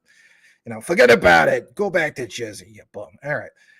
Volumes are difficult to predict at this early stage of the tokenization development process. Why? Well, it says a recent initiative in token-based payments in the USA by a major manufacturer of smartphones acting as a payment enabler in cooperation with some major international card schemes acting as token service providers on behalf of some major card issuers has demonstrated that in less than a month, more than 1 million of cardholders has subscribed to a new payment application. Oh my God. I think this is the magic spot. This is the sweet spot. No pun intended. I think that Mike wanted me to highlight. I'm just going to throw it out there. I think this is it. Hopefully he saw this part. All right. If you're just tuning in, this is massive. This is huge. Okay. I'm going to read this part again. If you're just tuning in, a recent initiative in token-based payment in USA by a major manufacturer of smartphones acting as a payment enabler in cooperation with some major international card schemes acting as a token service providers. So let's call it a TSP. You have internet service providers, right? Here in Arizona, we have Cox Communications. Larry has, for instance, Spectrum. You may have Comcast, whatever the case be. Token service provider. So let's just call it TSP on behalf of some major card issuers has demonstrated in less than a month more than 1 million of cardholders. Here's the magic spot. Has subscribed to a new payment application using tokenization. Oh my God, hear me out. As the main driver of their payment solution, the solution is already accepted in more than 220,000 stores in the USA alone. Now, here's the thing. This is where we talk about the whole thing of you don't even realize, or I don't know, Grandma Coochie Boy or Grandma Dowie or whoever, right, has no offense to them. I mean, God bless them, right? Especially if they're alive and well, that they don't even realize that this is tied into crypto. This is where you get these particular statements, because this is where you get that mass adoption without the rest of the world not even knowing about it. This is where we can get, for instance, insane market caps that we were talking about before, because it's the moving of the money and tons of money, more than tons of money. I mean, it's not even just trillions. We're beyond trillions. We're literally talking about quadrillions, right? If you think about it from a broader perspective, when we put so much emphasis on the likes of ISO 222, this is a big reason why. I'm not saying this is the only reason why. This is a big reason why, because again, you go to, hey, I'm going to pay for this. I'm going to swipe it. Now this is going to cost less for the banks. It's going to be a lot more faster and efficient. And how about this? More secure, right? And if anything, it incentivizes more money flow to happen. I think that's the key thing. Money flow. When we talk about cross-border payments, that's one thing. But think about the old system. The old system was designed supposedly for the money to flow. Well, here's the thing. banks didn't utilize that utility because that utility, let's face it, is sucked. But now if you're not going to have a particular system that sucks anymore, you're going to see utility working like clockwork. Now, if Mark Cuban pointed out the whole thing about Ethereum, what made it, whether we're fans of it or not, most of us are not when it comes to gas fee, is the whole thing with Ethereum, you have, the minting of NFTs, gas fee. You have, ERC20 tokens being shilled out there. No offense to whoever just came in earlier, shilled out there, and that being utilized, gas fees. That's the utility. How about this? Every single time somebody swipes this, tied into particular cryptos, XRP, XLM, you name it. But the point is that utility being utilized over and over and over again. What will happen to the likes of some of these particular cryptos? Draw your own conclusion. And if anything, the one that was mentioned earlier about not being able to properly identify or understand a particular price, I know it was not on this page, it was on the other one. This is where this is coming from. You can't get an accurate price because there's no way to guess that particular volume at full scale. Maybe it is on this particular one. Anyway, I know it's a lot to go over. I was very excited to read this because whoever highlighted all this, the key takeaway is tokenization. Whether it's not, even if it wasn't XRP, the whole idea that these payment methods tied into ISO 222 and how that in itself, when it comes to banks, retail money, you name it, is going to be huge. And we could even throw in the trade sector for the likes of XDC, right? All right. I know there's a lot to cover right there. I want to kick it back in the comments. Whoever's still here, I do appreciate you. We lost quite a few people, but it's okay. I mean, we're about 3 hours into the show. So, it's one of those things. All right. So let me jump into where we're at. Let me see if anything popped up again on the other screen. And let me see where we're at. All right. So let me see. Did that guy oh, he's still here maybe? All right. Well, that's cool.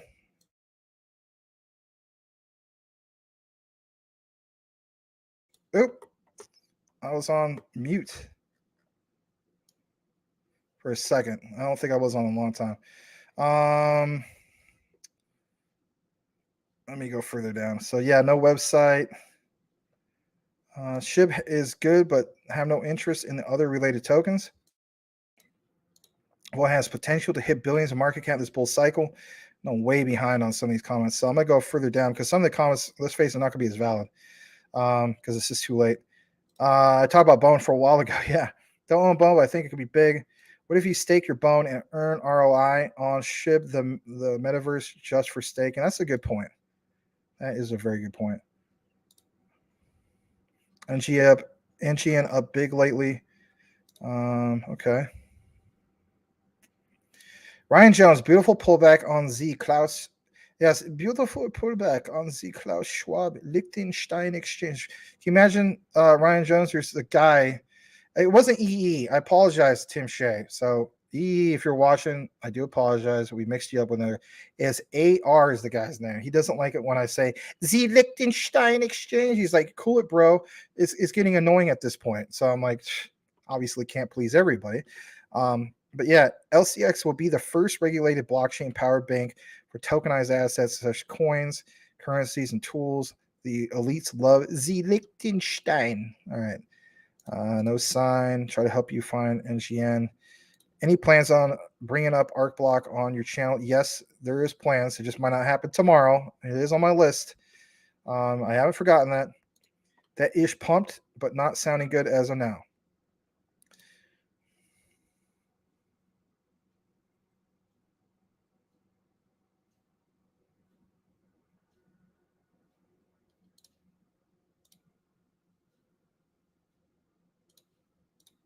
All right. Enjoyable lifestyle. That NGN doesn't have a website. I heard it from Bleeze.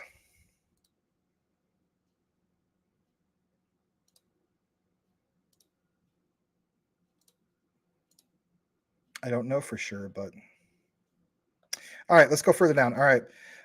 Yeah, during a live, if I'm not mistaken, Panic had a 20 on token sniffer. Yeah. Yeah, all right. So I went up on the wrong part of the comment. I didn't have it bookmarked. Yeah, I did say that. I did say that. All right. All right.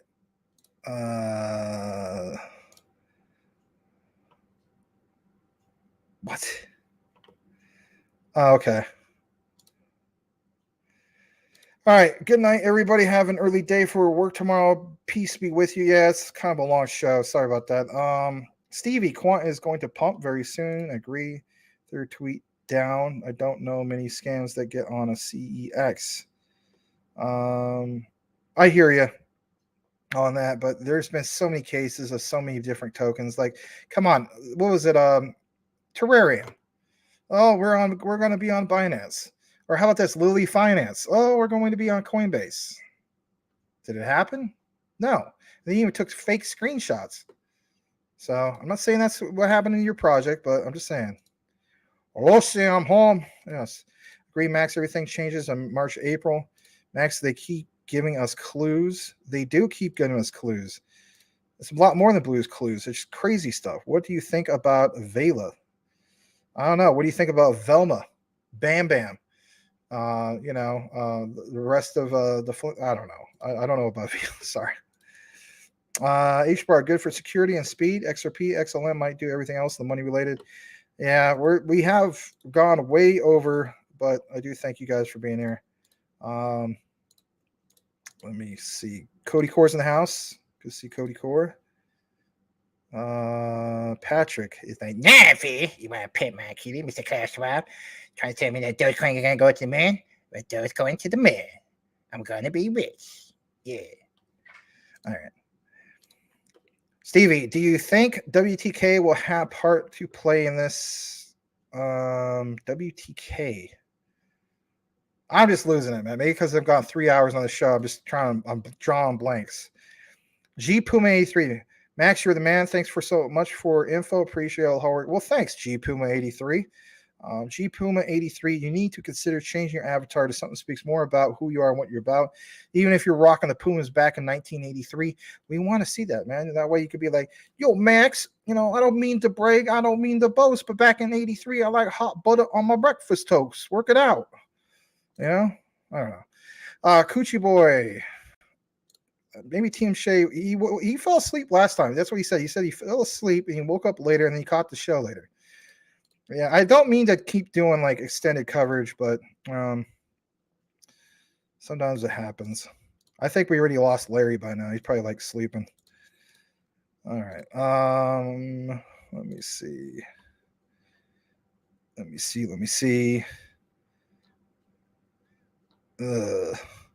Did we lose? What's his name? Did he really take off in his 1977 or maybe the 74 Ford Pinto, or was it a Gremlin? I don't know. I don't mean no disrespect. We don't mean no disrespect, Max. Well, why you mentioned a Pinto? I don't know. I don't know why I mentioned a Pinto. It might be a 74 Gremlin. It might be a 74 Pacer. In reality, the Pacer was the ugliest of the three.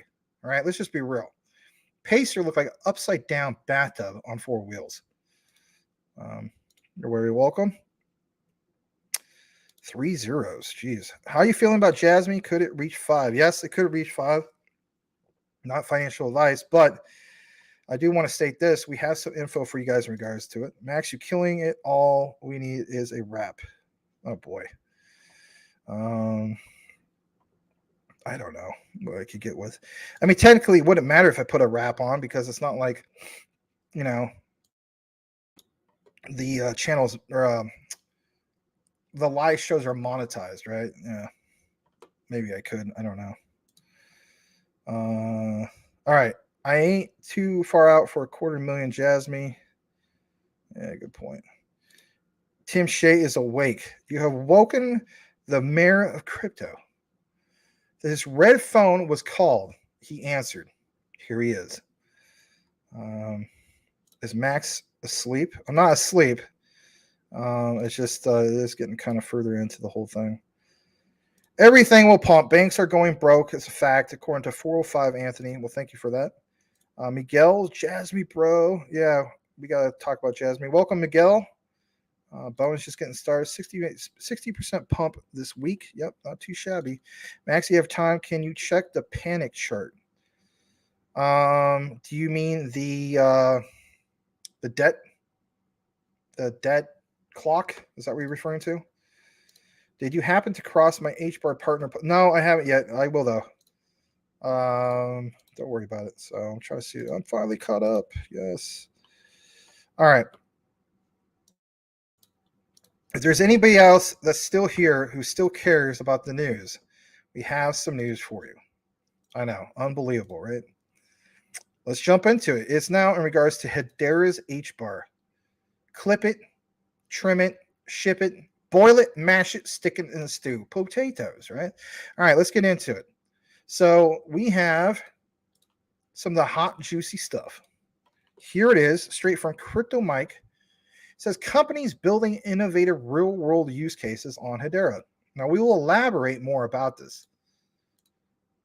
Here's that particular ecosystem. There's a lot to it that's here. Governing Council, LG. I mean, come on.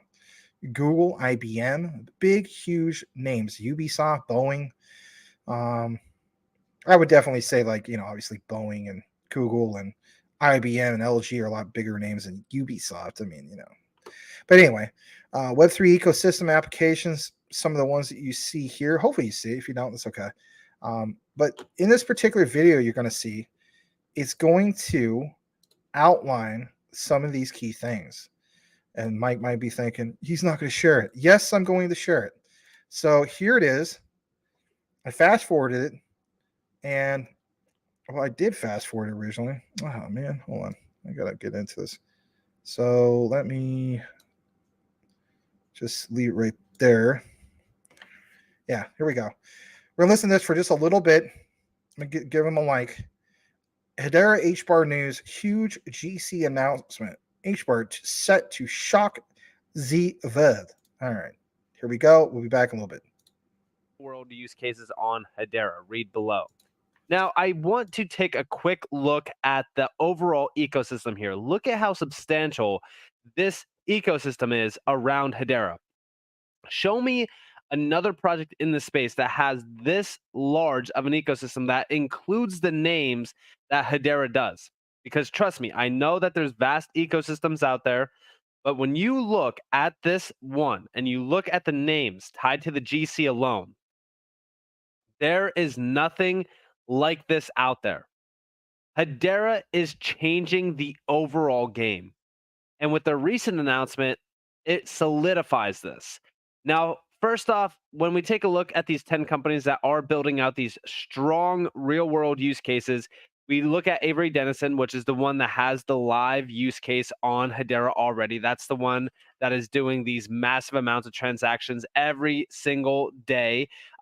Very, very large amounts of transactions are going to be pushed through Hedera continuously going forward now, within the 50 million per day. I am very excited to see 500 million per day, maybe even 5 billion per day, and we will get there, especially off of these massive names that are building out on Hedera. And these are just a few of the main ones that we've been going over in the past. Like, for an example, like Accor themselves are building out on Hedera. They are building healthcare services. Then you have DLA Piper with their Toco network, which is huge for like tokenization of real world finances and also financial assets. And then we also do see Dovu Official, which is doing incredible work.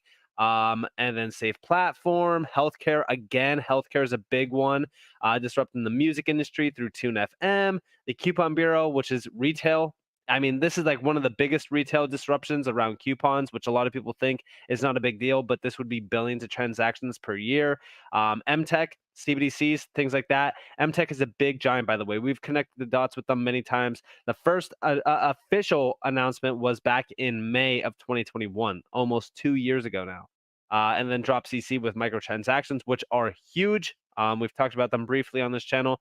And then AdStacks, which is disrupting the advertising area of work. So very exciting. And there's only going to be more and more at it. And with the recent announcement, which here we have it, And I even said over on Twitter, boom, Hedera is in a league of its own. HBAR is a blue chip in this game and will soon be a household name. I hope you are ready for what HBAR is going to do, because if you aren't, prepare to be shocked. And yeah, we've seen an official announcement with Dell. They will be joining Hedera's GC, helping organizations explore DLT and developing applications for highly decentralized mission critical environments such as edge computing. And when we take a look at how large of a move this is, I highly suggest everyone out there that if you haven't been doing your research, to do it now before it's too late, because this is a massive announcement. In fact, when we go down here and we look at what they want to do, so since its inception almost 40 years ago, Dell has maintained its position as a global leader in computing. By joining the Hedera GC, Dell will further strengthen its ability to help customers on their digital transformation through the application of DLT. So Dell is going to source the power of Hedera and allow it to be exposed to all of the customers that utilize Dell. This is huge. By gaining hands-on experience with DLT, we're able to serve as a rational, holistic voice for customers considering incorporating DLT into their digital transformation. We look forward to seeing the value this new partnership will bring with Dell's unique insight and extensive industry experience to the Hedera ecosystem and Web3 as a whole, further accelerating the global shift towards a decentralized future. What have I said time and time again on this channel? The future is Web3, and the future is going to be built out on DLT technology like Hedera that is extremely efficient, extremely powerful. It's only a matter of time, and this is a massive opportunity. And when we go over here to Hedera's website, let me zoom in for all those out there. We'll play a little bit more in regards to that. I want to state this real quick. So earlier when we had the whole discussion about the whole ISO 222 thing, token was mentioned over and over and over again. It was highlighted, right? As far as payments, right? So we were also talking about, the whole thing of swiping your debit card, not realizing, Grandma Coochie Boy, not realizing it's tied into crypto, or Grandpa Brian Dowie, right? Grandpa Dowie, right? Whatever the case is, not realizing that's tied into the likes of crypto. This example of understanding that distributed ledger technologies, what they're tied into, this is just the tip of the iceberg. I mean, this is just Dell, and they already have the partnerships, for instance, with Google, IBM, LG, Ubisoft, you name it, right? But this thing with Dell is huge because of what it's tied into. So people who are using Dell's technology won't even bat an eye at it. They won't even realize of the technology of Hedera's hash graph being tied into it. That is powerful in itself, because you have a whole wave of people, let's face it, using Dell's technologies, whether it's a PC, whether it's some of these other things that they provide from Dell and so on. That is utility being used. I think, if anything, while a lot of us were fudding the likes of Ethereum in the past because we didn't like the gas fees, I'm going to use this example, but a little bit different. We have fully understand why there's so much significance on utility, period. Because if your crypto does have that utility, then if anything, if it's utilized, that keeps, I guess you could say, a high store of value going into the future. The ones that don't have the utility, I think, if anything, this fuels that debate of why those will go away. And if anything, we've seen proof of that many times. I mean, if you have a garbage meme token, right? I'm not saying all of them are garbage, but, Mononoke Inu, right? So it's like they haven't put anything out since last April. I mean, obviously that was a blatant rug pull, right? Slow rug pull, but a rug. My point is, we should not have to get into cryptos that have a vision of the future to provide what they consider to be utility, or convince us of the utility. These ones that we have been researching, investigating, and so on, have just that, the solid utility. It's kind of like Obi-Wan Kenobi. These are the utilities you're looking for. I mean, really. And that's just Dell. Think of all the other partnerships. That's why a lot of people feel as though Hedera is very, very undervalued, right? key thing here is what is involved here, the QFS, Quantum Financial System. This is also part of that. Yeah, we put focus on the ISOs, but I think if anything, going into the future, we should put more focus on a lot of these are part of what is called the QFS, the Quantum Financial System. Why is that so important? Well, check out my particular deep dive into the QFS. It's in the videos section, and I do a particular outline that goes into detail about that. I'm going to play a little bit more in regards to this because I do want you guys to hear a little bit more in regards to what this gentleman has to share. It's pretty cool stuff. Here, I'm going to play it right now. Here we go. Maybe you guys are watching on a different monitor, whatever the case may be. I hope that you guys can read this, but we do see Dell Technologies joins Hedera GC to help automate DLT.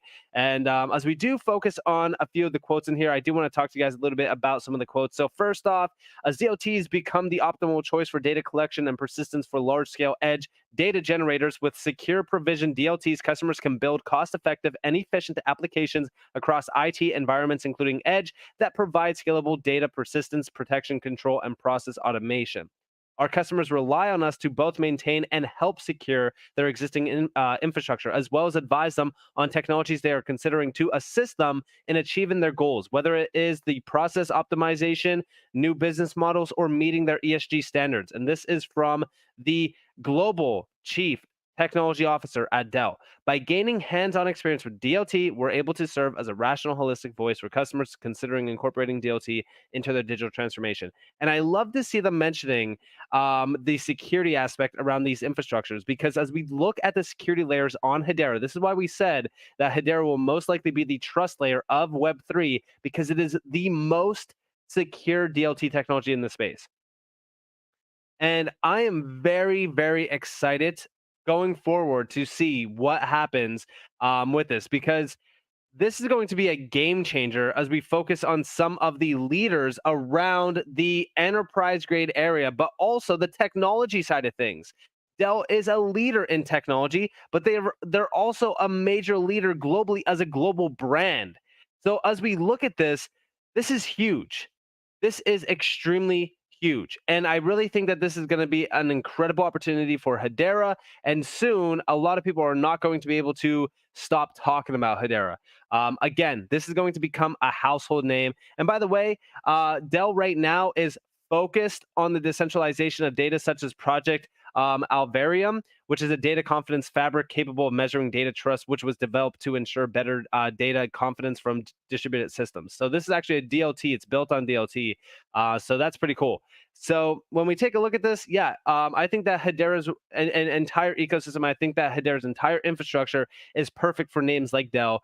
This is also why we said at some point in time, Microsoft will most likely be a GC member. But this is awesome. I love to see this. The governance council is even stronger now than ever before as we see more and more names added on.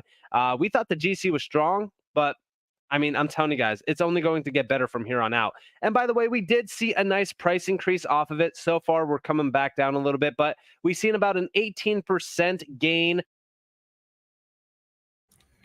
All right, if you want to check out the nitty gritty about, what's going on, the technical analysis and so on, you're more than welcome to do so. Shout out to this particular person who is, let me go back. NSA Ncash official. Sorry, I am subscribed to him. You can subscribe to him as well. It's just Ncash official. He talks a lot about these ones with utility and so on. Pretty good content creator, to say the least. Kind of reminds me on his format like Richard Common Sense Crypto. He has a very similar template, but he does get really, really technical. And yeah, we appreciate his research. And shout out to Crypto Talk Now sideline reporter Mike Cornwell, doing it big. Miguel stated earlier that he bought his first 20. Was it H-bar? I think it was. Yeah, that's awesome, man. And welcome, Miguel. Hope to see more of you here at CTN. Guys, welcome, Miguel, if you haven't done so already. And let's go down further down. We have, for instance, Miguel saying thank you very much and to good night. He will subscribe to our channel, brother. Well, thank you very much. Do appreciate that. We have a little bit more in regards to the coverage. It is very, I don't know, extended, right? I don't know why we got so sidetracked. Sometimes we just get sidetracked, but it's okay. It's XDC, and there's two particular updates I want to share with you guys in regards to XDC, because I don't think we try our best to cover XDC, but sometimes XDC flies under the radar, right? So here it is. Shout out to this lady who is Marina. All right. She follows XDC. She states XDC's network DeFi ecosystem bolstered up with the integration of the Fathom protocol. Listen to this. Numerous DeFi protocols are being launched with the objective of increasing the crypto ecosystem's liquidity. What is this all about? Well, here it is. So this was published just a couple days ago. XDC's network DeFi ecosystem bolstered up with the integration of Fathom project. Numerous DeFi protocols are being launched with the objective of increasing the crypto ecosystem's liquidity. Wow. Well, it says a cascade of tragic events occurred, as we know, in the crypto market 2022. But here's the main thing. There is currently this overcoming of the crisis and the boosting of the crypto market's liquidity that remains the challenge. Numerous DeFi protocols are being launched with the objective of increasing the crypto ecosystem's liquidity, right? When you have, doom and gloom or black swan events and so on, let's face it, the liquidity gets drained. So it is quite a challenge. Is XDC taking on this particular challenge? Well, check this out. It says one of these particular ones is Fathom protocol, a borrow and earn DeFi protocol. Notably, XDC community announced the integration of the sustainable liquidity protocol into its ecosystem. This integration is aimed to escalate the liquidity of various crypto assets on the network, especially its native token of XDC. XDC community stated, quote, the Fathom protocol brings retail investors alongside institutions with a decentralized marketplace for the first time on XDC network. That in itself is really cool because there's nothing else like that out there. If you have anything that is the first of its kind, or there's no other ones out there and so on, that is not too shabby. Now, as far as seeing price action instantly with this, no. But it does bring multiple layers of utility like XDC. And again, I think if anything, like I mentioned at the beginning of the show, or around the beginning of the show, just because you see a bunch of sideways action for XDC, don't look at that as being necessarily like a really bad thing. Because again, refer back to at least 2021. And some of you guys may be able to refer back further than that. But for me, that stands out. 2021, there was quite a few different crypto projects, even with some with the utility, in which when they traded sideways for 6+ months, all it did was strengthen the asset, and then boom, pressure cooker effect, and these things blast off. This is how you see, for instance, in my opinion, the likes of XDC will moonshot without people even realizing it. And I'm going to state that again. I'm going to remember this particular date of stating this. August 7th. Well, some of you guys, it might be the 8th by now. I'm going to share this in a way for you can see it. There is a particular video out in regards to this. And here it is. So it says, XDC community welcomes Fathom 5 to the XDC network. Co-founders Renz and Manu, who's this guy right here. Well, it's not showing on the shirt. And also, Baldy Ash introduced the Fathom DeFi ecosystem with plans to disrupt XDC and DeFi landscape with sustainable liquidity protocol supporting XDC and real-world asset tokenization. If anything, if you've been watching this whole time tonight, what is the key thing or key part of tonight? It's tokenization, right? At least it is for me. I'm going to play this and we'll be right back. Hello, XDC community. My name is Manuel Brensink, and I'm a co-founder at the Fathom protocol. Hello, community. My name is Anton Grigoriev. I am co-founder and CTO for Fathom. What is Fathom? Our ambition for Fathom is to make it the cornerstone of the XDC DeFi ecosystem. We are starting with a few number of primitives, namely an over-collateralized stablecoin, FXD. We'll have the governance token Fathom, liquid staking on XDC, lending protocol, DEX, real-world assets, and digital asset composer as a toolkit to onboard more assets into the Fathom protocol. So why did we build Fathom? First of all, to give more utility and liquidity to the XDC token, which will benefit the wider community. For instance, you can stake XDC on Fathom, receive a stablecoin, and buy more XDC with it, so-called margin long strategy. Conversely, FXD can be a natural refuge in times of volatility. Secondly, to build a next-gen DeFi protocol with a sustainable revenue pool, which will be shared with the Fathom token holders. And thirdly, to onboard other stablecoins and also real-world assets onto XDC and make these real-world assets more productive. So who is Fathom for? Fathom is aimed at retail investors, institutional investors and borrowers, corporates looking for financing, and lastly, builders, as we imagine Fathom to be a primitive on which innovators can write new fixed income or derivative protocols as an example. Let's speak about future pipeline and opportunities for Fathom. We are going mainnet in December. We are going to onboard additional assets beyond XDC. And we will integrate further into the XDC community and unlock new yield sources for them. Thank you, and make sure to visit fathom.fi.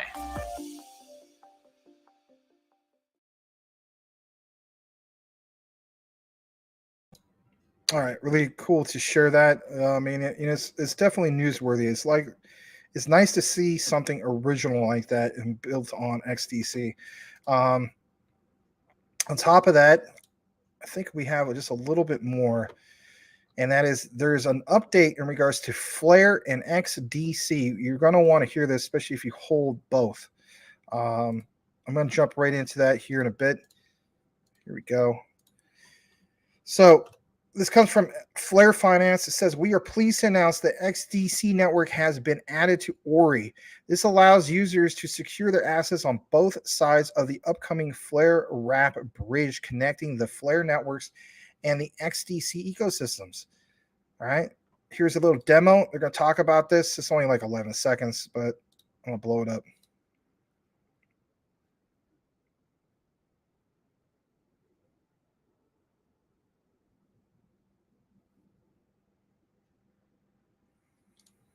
But yeah, multi-sig wallet solution. And, you could try it out if you want. All you got to do is go to ori.io. All right. So we have a little bit more. I mean, I know that, I'm not back in the comments just yet.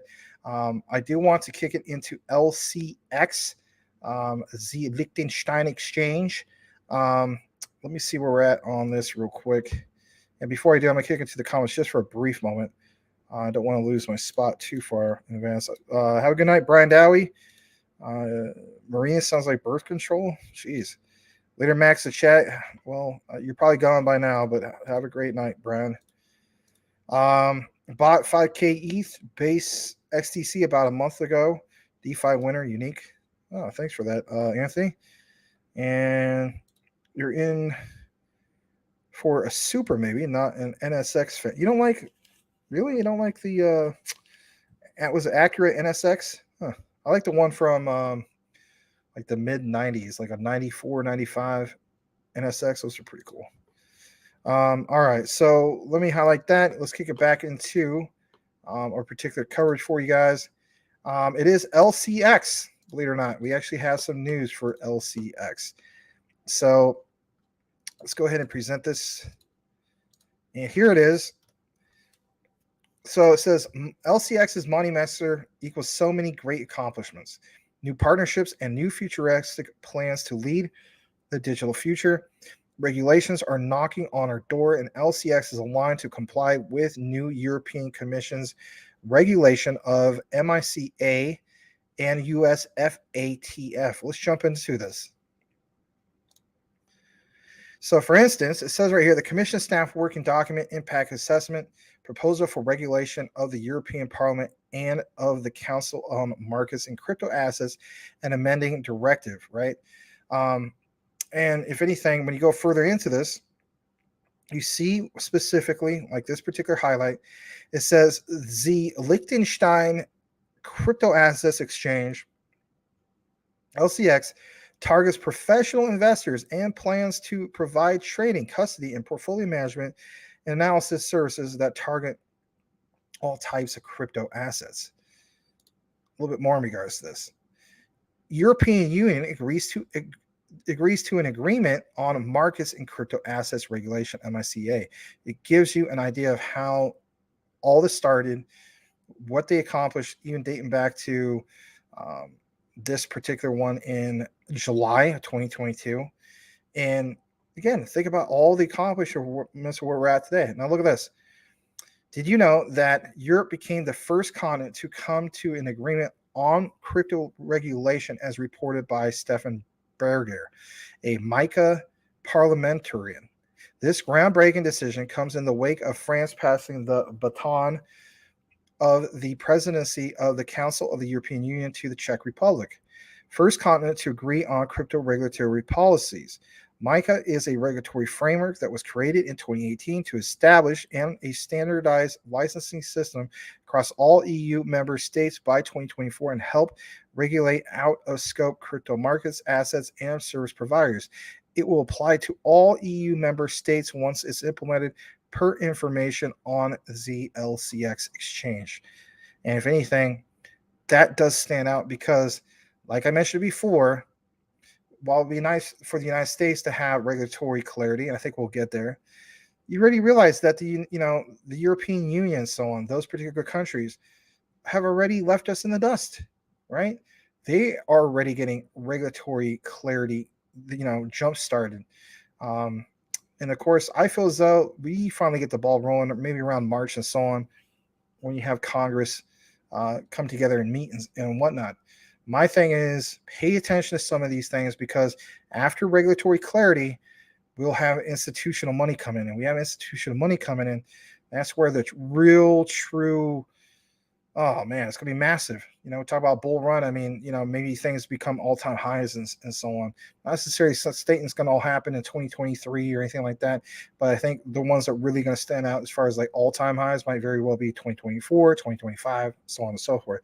Because then you get full utility, full adoption by that time. All right.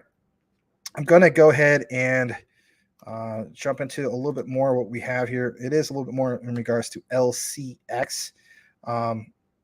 And did you know that there is a referral program you can earn with just that? Your LCX, when you refer a friend, you get 40% of their trading fees as a reward. No, it's not like crypto.com where, you have to have a particular debit card and so on. A lot different. So spread the word and you can earn rewards. Sign up now. All you have to do is go to this particular link. I am going to retweet this. So if anything, if you want the link, you just follow me and it's there.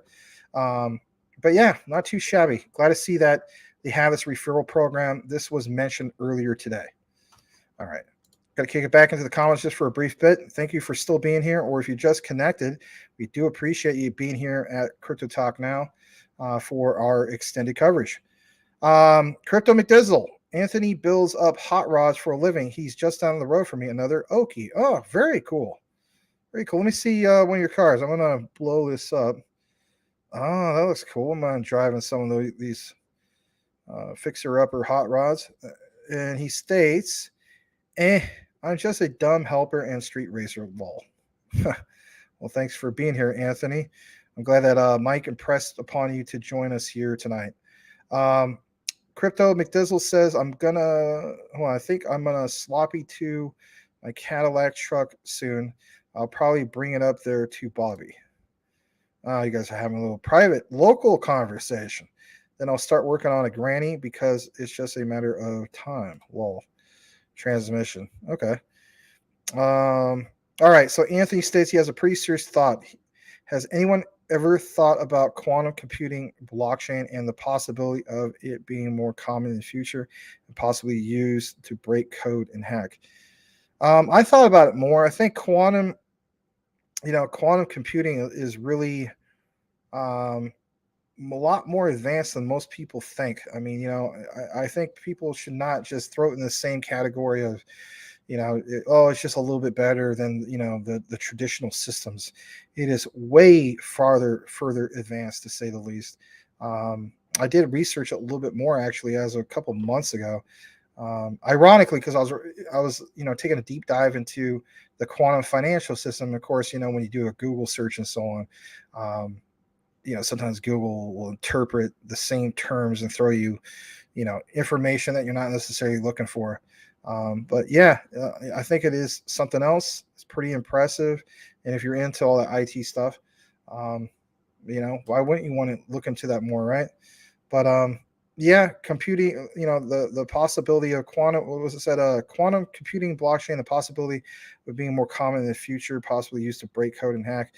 I think if anything, you're seeing a lot of it, the start of it as we speak, into Web 3. And then eventually when we get to Web 4, I mean, I don't know if that's a decade from now. I don't realistically know how long that's going to be. But I think quantum computing in itself will be pretty huge, even from a server point of view, not just, just a run of the mill, person using like a desktop PC and so on. All right. So let me go ahead and highlight that spot. I want to jump into a little bit more in regards to our coverage. We talked about LCX. I want to show you guys this whole thing about Cypherium. Let me see where we're at.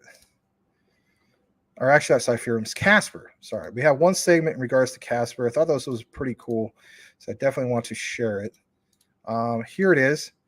And look at this. It says Casper to announce new Fortune 100 partnership. Stay tuned. Could move Casper token rapidly past 10 cents. Some names of the Fortune 100 companies are, listen to this. This is really like amazing partnerships. Walmart. Yeah, Walmart with Casper. Amazon, Apple, CVS Health, United Health Group, Exxon Mobil, Berkshire Hathaway. Wow.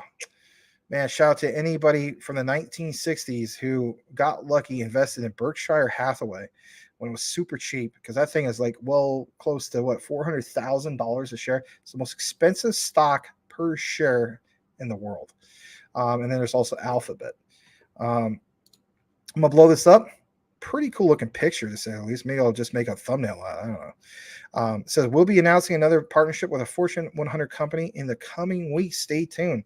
As if they didn't have enough impressive ones on their list, like the ones I mentioned. Did you know that they have, for instance, a Microsoft partnership? Kroger's one that's here local for me. There's a lot of particular ones part of the Kroger membership of grocers, right? Fred Meyer, Fry's, what's the other one? King Supers. There's some other ones. Anyway, then you have, for instance, IBM. I mean, IBM has partnered with the likes of Hedera's HBAR, some of these other ones, right? Even I think Quant. Don't quote me on it. I think so though. But yeah, man, I mean, come on, Disney. Remember we're talking about Polygon Matic, how big it was they were partnering with Disney. How about Casper also be partnering with Disney? You think Disney just wants to partner up with anybody? No. So yeah, Disney partnered up with Casper, and as we know, last year in 2022, partnered up with Polygon Matic. It's just some other names that kind of ring a bell. I mean, let's face it, not everybody's a big fan of Pfizer, but I mean, that's a big partnership. Coca-Cola. I mean, come on, man. Coca-Cola is my favorite drink. All right. Nike. I mean, these are all really familiar brands. I think Casper is very underrated. I mentioned the 3 earlier.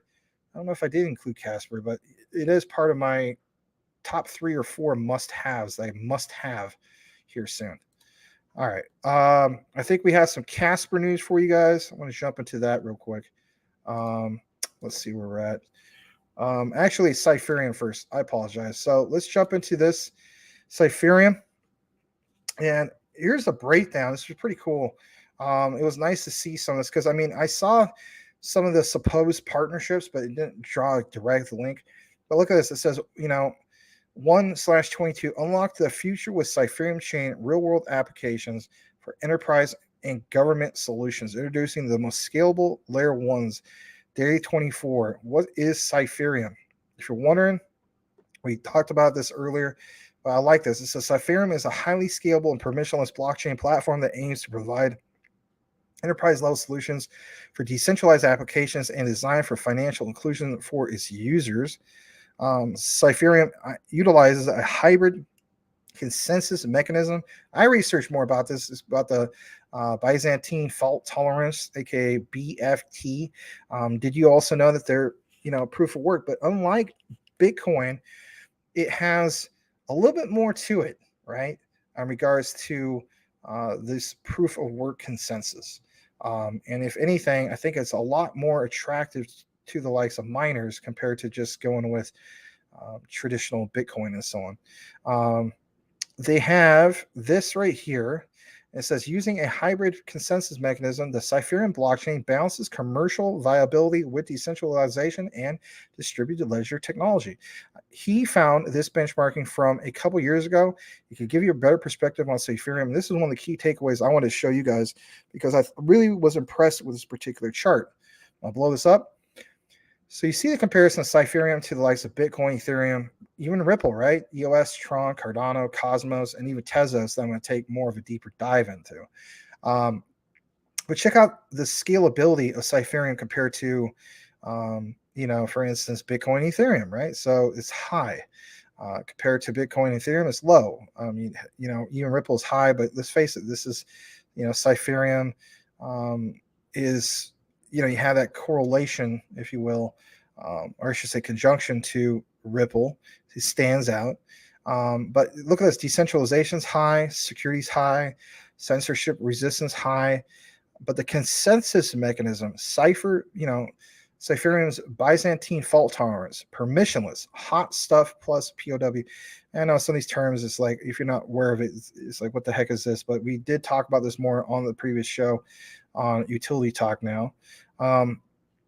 But one thing I do like also is the transaction throughput, 6,500 plus transaction governance. I mean, I know some people don't like the idea of anything being proof of work nowadays, but this is still an option. So if somebody coming from, ETH, before we had the whole thing going into, the new ETH of being going from proof of work to proof of stake, I think if anything, maybe you get into the likes of Cypherium. Maybe it's that much more appealing and lucrative. It's an extra option for the likes of miners. And let's face it, miners represent roughly 10 million people or so in the crypto space. That's significant. So anything that's tied into this, it's kind of like the saying goes, like the silent majority. I mean, they're not the majority here, but there is still a tremendous want and need for proof of work, whether people are on board with it or not, right? But there's just a lot to this. I like this particular breakdown. I thought I would go ahead and retweet this actually because I like the particular comparison chart. I always like when people do this. I want to show you guys this as well. Cypherium's approach to financial inclusion begins with the digital currency interoperability framework. And basically speaking, this is real-time intermediary exchanging digital currencies, like it shows here. But if you're wondering why am I mentioning this, it says it allows for any asset, including CBDCs, stablecoins, and digital assets to be received or distributed on-chain or cross-ledger. And that is impressive. And the reason why that is impressive is for a few reasons that you see here. And that is, did you know that approximately $37 trillion of USD in circulation around the world is currently around the world? In the next few years, we believe that all paper fiat currencies will be digitalized. Cypherium is integrating its solutions to the newly realized CBDC financial system and will capitalize in this multi-trillion-dollar market opportunity. And that is really, really impressive. Check out some of their particular tools: CipherLink, Notary Scheme, Cross-Ledger Framework, Cypherium Connect, third-party plugin modules for banking systems, Cypherium Validator, verification machine, Cypherium ID, decentralized ID authentication system. Some of the particular features. Listen to this: 24/7, 365 days a year, available real-time intermediary to replace the inefficient legacy interbank communication systems and to connect digital assets all around the world. And that's the key thing here. The central banks, whether you're a Bitcoin maxi or not, the central banks never mention the likes of Bitcoin as a payment model at all. They don't. Think about it. Why? It's too expensive and it's too slow. It's not going to move the money effectively and efficiently. Some people say, well, hey, Max, it's, Lightning Network and so on. even with that said, it's not even mentioned for the likes of that. So, follow the real money, follow what the central banks are doing, follow the, as the saying goes, when in doubt, zoom out, but more like follow the big institutional money. And if anything, I think institutional money, when we get clarity, you're going to see some of these market caps explode because that utility be fully utilized. And oh, by the way, did you know that Cypherum's ISO 222 compliant and can seamlessly be embedded with the current financial system, third-party plugin modules for banking systems? How do we know this? Look into the whole FedNow payment system. That whole thing is big in itself. Yes, FedNow may choose not to use it, but it's an extra option. And if it gets utilized, that is the utility that is going to be activated. And where its current price is, that's not too shabby to say the least, because if anything, it could very well move with the utility run when that pops off. And I think that's going to pop off here soon. There's a lot more to this, right? And you could take more of your own deeper dive into this, but I thought a lot of this was really, really impressive. And if anything, it has a breakdown of the tokenomics. And, like how this is a great question before I leave this segment. Why you should care about Cyphereum, right? That's a key takeaway. Cyphereum is a next generation blockchain protocol that is striving to achieve what its predecessors have failed to, which is true financial interoperability. And the guy says, let me explain their unique selling points. Well, I'm not going to mention everything, but one of the key things here that I found is the partnerships. There is not much else to say about this part. Do your own research is interesting. We mentioned a little bit about this earlier. Google, IBM. Heck, did you know they partnered with Chainlink? I mentioned, US FedNow services and so on. Microsoft, Amazon. I mean, really, really impressive partnerships, right? Cyphereum solves the blockchain trilemma through its dual chain structure and hybrid consensus method. The mining process is decoupled into two events, and the public network achieves democratic governance while offering fast speeds and high throughput. Do you know about some of these particular future plans they have? I know I said not get more further into it, but when I look more further into it, it gets me really excited about this particular one. And this got consistently brought up here at CTN. And then finally, when I saw that Sean was covering it, Sean the Crypto Smith, I said to myself, why is he covering it? And then when I saw on the title that is one of the most, excuse me, it says something like, it's an ISO 222 that you never heard about. That already caught my attention because I said to myself, all right, I need to know more about this. But look at the future plans. CBDC R&D, continue working with central banks and CBDC research and development. My thing is this: if they're not going to utilize this, then why would it even be there? And again, it's all about having utility utilized. But look at this: regulated DeFi, collaborate with governments and central banks to introduce a regulated DeFi, Cyphereum wallet, payment system. Obviously payments is a big thing. But yeah, establish Cyphereum as the global cross-border payment settlement system for CBDCs. Kind of like what Sean was mentioning. It's not like Ripple's going to do, XRP is going to do all of it. We think it's going to do most of it, right? But even if Cyphereum had, again, you drive into that particular town, right? There's all sorts of options for gas and, convenience stores. If they just happen to be just there as an option to be utilized, that is big in itself. And they have all these other things as well. But I don't know. I saw this and I thought to myself, I'd share it with you guys because I thought it was really, really impressive. I'm going to jump back into the comments. I know we're approaching about 4 hours of this particular show. My goodness. Cyphereum fed me 35% today. Nice. $34 million market cap, still low, but a big deal. Cyphereum. Follow the true politics, hard to find. All right, so I'm going to go ahead and get out of that. We have one last thing to cover here tonight at CTN, and that is Jasmy. So if you're just connecting, here you go. And it is Jasmy. So let's jump right into that. And we continuously cover Jasmine here at CTN. I'm glad that we do, because I feel as though it is a great risk to reward ratio type of cryptocurrencies that are out there and so on. And what stands out to me is now starting to take off. And this is why I feel as though I think we did get bottom. I stated that earlier. We're not currently at bottom as we speak, but I mean, even at this particular entry point, right? It's well below a penny. It's still not too shabby, even though it's pumping. Don't FOMO, but maybe wait for a little bit of a dip. But if you haven't made a particular entry point, look more into Jasmine, because they're labeled as the Bitcoin of Japan. It is considered still a distressed asset, but I don't think it's a rug pull. We established that before. I don't think this is a rug pull, because if anything, it was, this was a direct response based on what happened with Terra Luna, based off what happened with Celsius, VGX. Heck, you can even throw the likes of FTX into the mix. But now we understand that just because Japan is very hardcore, if you will, when it comes to regulation, right?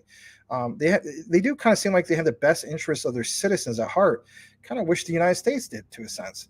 But at the same time, I realized that if that would happen, a lot of these things could have tanked. But there's something to be said that you at least have somebody, whether it's part of regulation, if you will, to come in and do something at the right time. Is that what happened to Jasmine? Well, hear me out on this. I feel as though they came in, it tanked the price, right? That's not a rug pull. That's just basically government.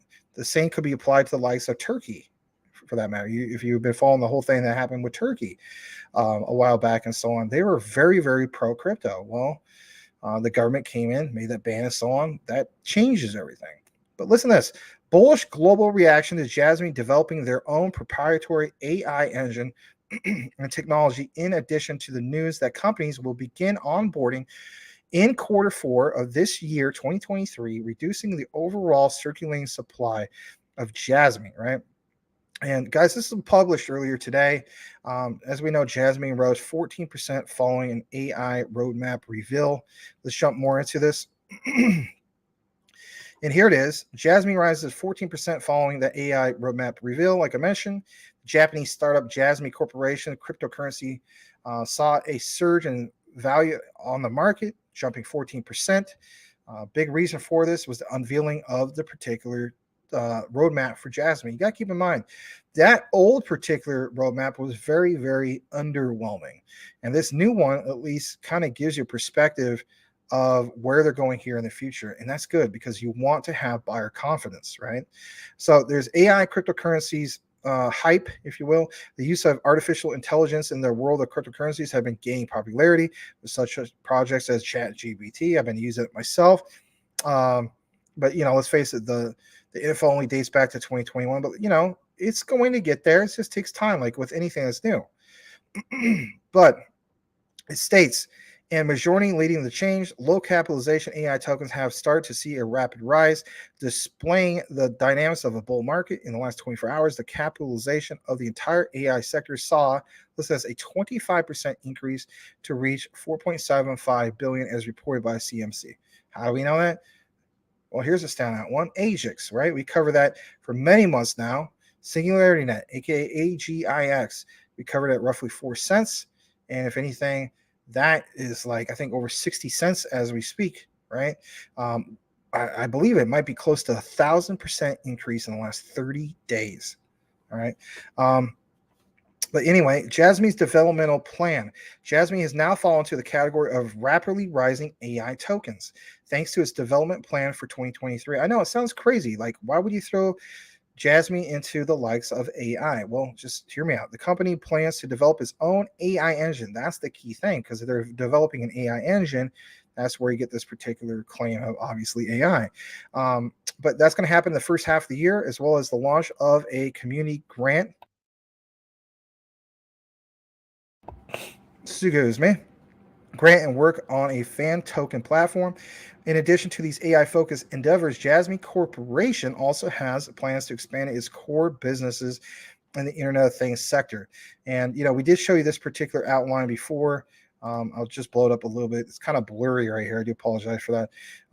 But, when we're talking about that fan token, that's going to come at least the start of it's going to come in the beginning of Q2 of 2023. So basically, what is that, like April, something like that, March, April-ish. It could get delayed. It just depends. This whole thing of carbon credits, right? So this is getting brought up quite a bit. HBAR brings it up. Now you see, for instance, Jasmine brings it up. Shoot, Algo probably brings it up.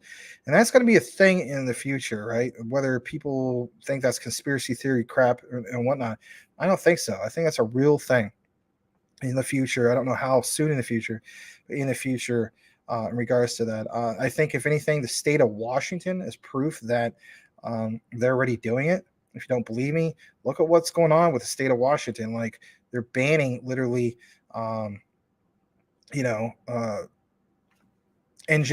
regular engine based cars, if you will, right? It's leaning towards 100% green. Think about it, right? Carbon credits, right? People in Washington, if you had a vintage car, I guess you're going to have carbon credits. Not trying to turn this to a conspiracy thing, but literally this keeps coming up, right? It makes you think like, wow, this might be here sooner than you think. All right, going a little bit further down, like it says, in conclusion, Jasmine's recent surge is in value, I should say, is a testament to the growing interest and potential in the field of AI cryptocurrencies. The company's ambitious development plan for 2023 has caught the attention of many crypto enthusiasts like myself, like some of you guys, making a promising investment opportunity in the near future. And even without knowing anything more about the likes of Jasmine, if you went to, for instance, CMC and you just, checked it out over here, yesterday it was the #1 trending crypto. It might still be trending as we speak. Yep, it dropped from first to number 13. I mean, look at the stats on this, man. I mean, up 14.5%, on the 7-day chart, 57%, and up a whopping 111.58% on that particular 30-day chart. It is really, really impressive to see what is going on with the likes of Jasmine. But what is consistent here is also noticing this. Artificial liquid intelligence, right? We cover that quite a bit too, about 500%. I've been talking about this since it was at like a penny and a half, if I'm not mistaken.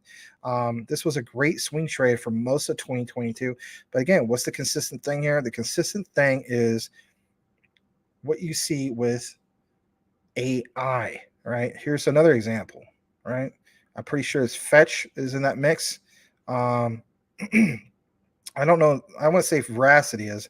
I know they're doing a lot of things to solve, what's going on with, for instance, getting real views on, like YouTube videos, making sure that it's actual commercial and not bots, right? Because I mean, that's a waste of ad revenue. But yeah, even Singularity as DAOs is on there. Obviously, Singularity Net is the #1 trending one right now. It's really something else to see this, but I mean, Jasmine is it's got a lot of traction. So we're gonna pull that up for just a brief moment. I want people to understand where we gone with this. I mean, this soon, in my humble opinion, is going to be the top 100. You're already seeing where it was previously. We do have a confirmed market cap of 371.28 million. The circulating supply, look at that, guys, is already at 93%. And some people stated that. I don't know if it's by the end of the year. I think that might be the case, that we're going to have 100% of circulation out soon. But don't quote me on that. Here's a little idea of what's happened in the past with Jasmine. I remember this one guy said, oh, it was never over 25%. So I don't know where this guy was stating this, but it was well over that. So, this was as high, at least by CMC standards, as high as $4.29. So, I mean, again, even at $4, I mean, I hold like 100K. My Cornwall holds a lot more than that. I mean, even if it did 1/4 of the all-time highs, for me, that's $100,000 worth of Jasmine. It's like, this is one of the most attractive risk to reward ratios out there because of the price. So even with it pumping at 0.007, I came in at 0.006. Some of you guys DCA'd most, a lot of times. Like, for instance, you saw this at, I think in the 2s, right? A lot of times this was in the 3s for a while. So you guys did, very well on your DCA. But, for some people that are fudding this, Yeah, like this guy, 50 billion, laughing my, bad token disruption law, bro. People will be rugged soon. This is a guy who has clearly not researched Jasmy. This is not a case of the developers rugging the project. If anything, this is a perfect example of, the government, the Japanese government coming in, putting, strong regulation, if you will, saying, look, we are banning what? US based stable coins or foreign based stable coins, right? Tether, USDC, Circle's USDC. Now we had, of course, I should say now, this has been released about over a couple weeks now, reports that they are unbanning by June of these particular stable coins. If you're not connecting the dots here, I don't know what you're doing. This is one of the most attractive risk to reward ratio coin/tokens out there. Why would I want to come into Jasmy and FOMO in because, the mainstream media is like, oh my God, I could totally see this happening. What is today? The 7th? Again, let's mark it on our calendar again. I think at some point, mainstream media, when they see the market cap of this explode, even if this just goes to like 50 cents, $1, whatever the case be, right? I got 50 cents. That would be, my holdings would be worth 50 grand. Some of you guys got a lot more than that. But mainstream media will literally get on this like you have no idea. They'll say, wow, did you know that Jasmy coin, the Bitcoin in Japan, went from 0.002829 to now being worth like 50 cents or $1 or whatever the case be, right? If you were to put this much into it, you'd be a multi-millionaire, stuff like that. But they will never report about all the history of what happened with this, maybe. And they won't talk about, for instance, what they have with this fan token. They won't talk about what they're doing with AI. They will not talk about. There's only two mainstream narratives when it comes to the likes of this and other ones, and that is to the moon or crash. That's it. That's the only thing they will ever report on. So I just want people to understand there's a distinct difference when it comes to community-driven news, like from crypto Twitter and so on, or like what we bring you, right? Some of the YouTubers and so on, people on Rumble and whatnot, compared to the mainstream media outlets. They have their narrative. Our narrative is to provide you the facts, to provide you the research, what we've gathered and so on. It's not financial advice, but if anything, these are the things I'm personally doing. And last I checked, I did pretty well for 2021, 10K to 220K. But I didn't want to I didn't want to be satisfied with that. I wanted to reinvest a lot of this into a lot of these things you see right here, because I'm trying to create generational wealth. So with that said, everybody, I'm going to wrap up today's show. It was a very long show, 4 hours and 2 minutes to be exact. I'm going to read the last comments. And if anything, I really want to thank everybody who came in late or with us the whole time, or if you're kind of in and out. I do appreciate you being here tonight. I'm going to read the last comment. River Runner Jasmy is on my hit list on the dip for sure. Glad to hear it. Carbon credits. The third economic forum strikes again. Yes, Mr. Anthony 405. You want to drive that classic car you have? Well, without carbon credits, you will own nothing and you will be happy. So with that said, everybody, thank you so much for connecting here. We're going to wrap up the show here finally.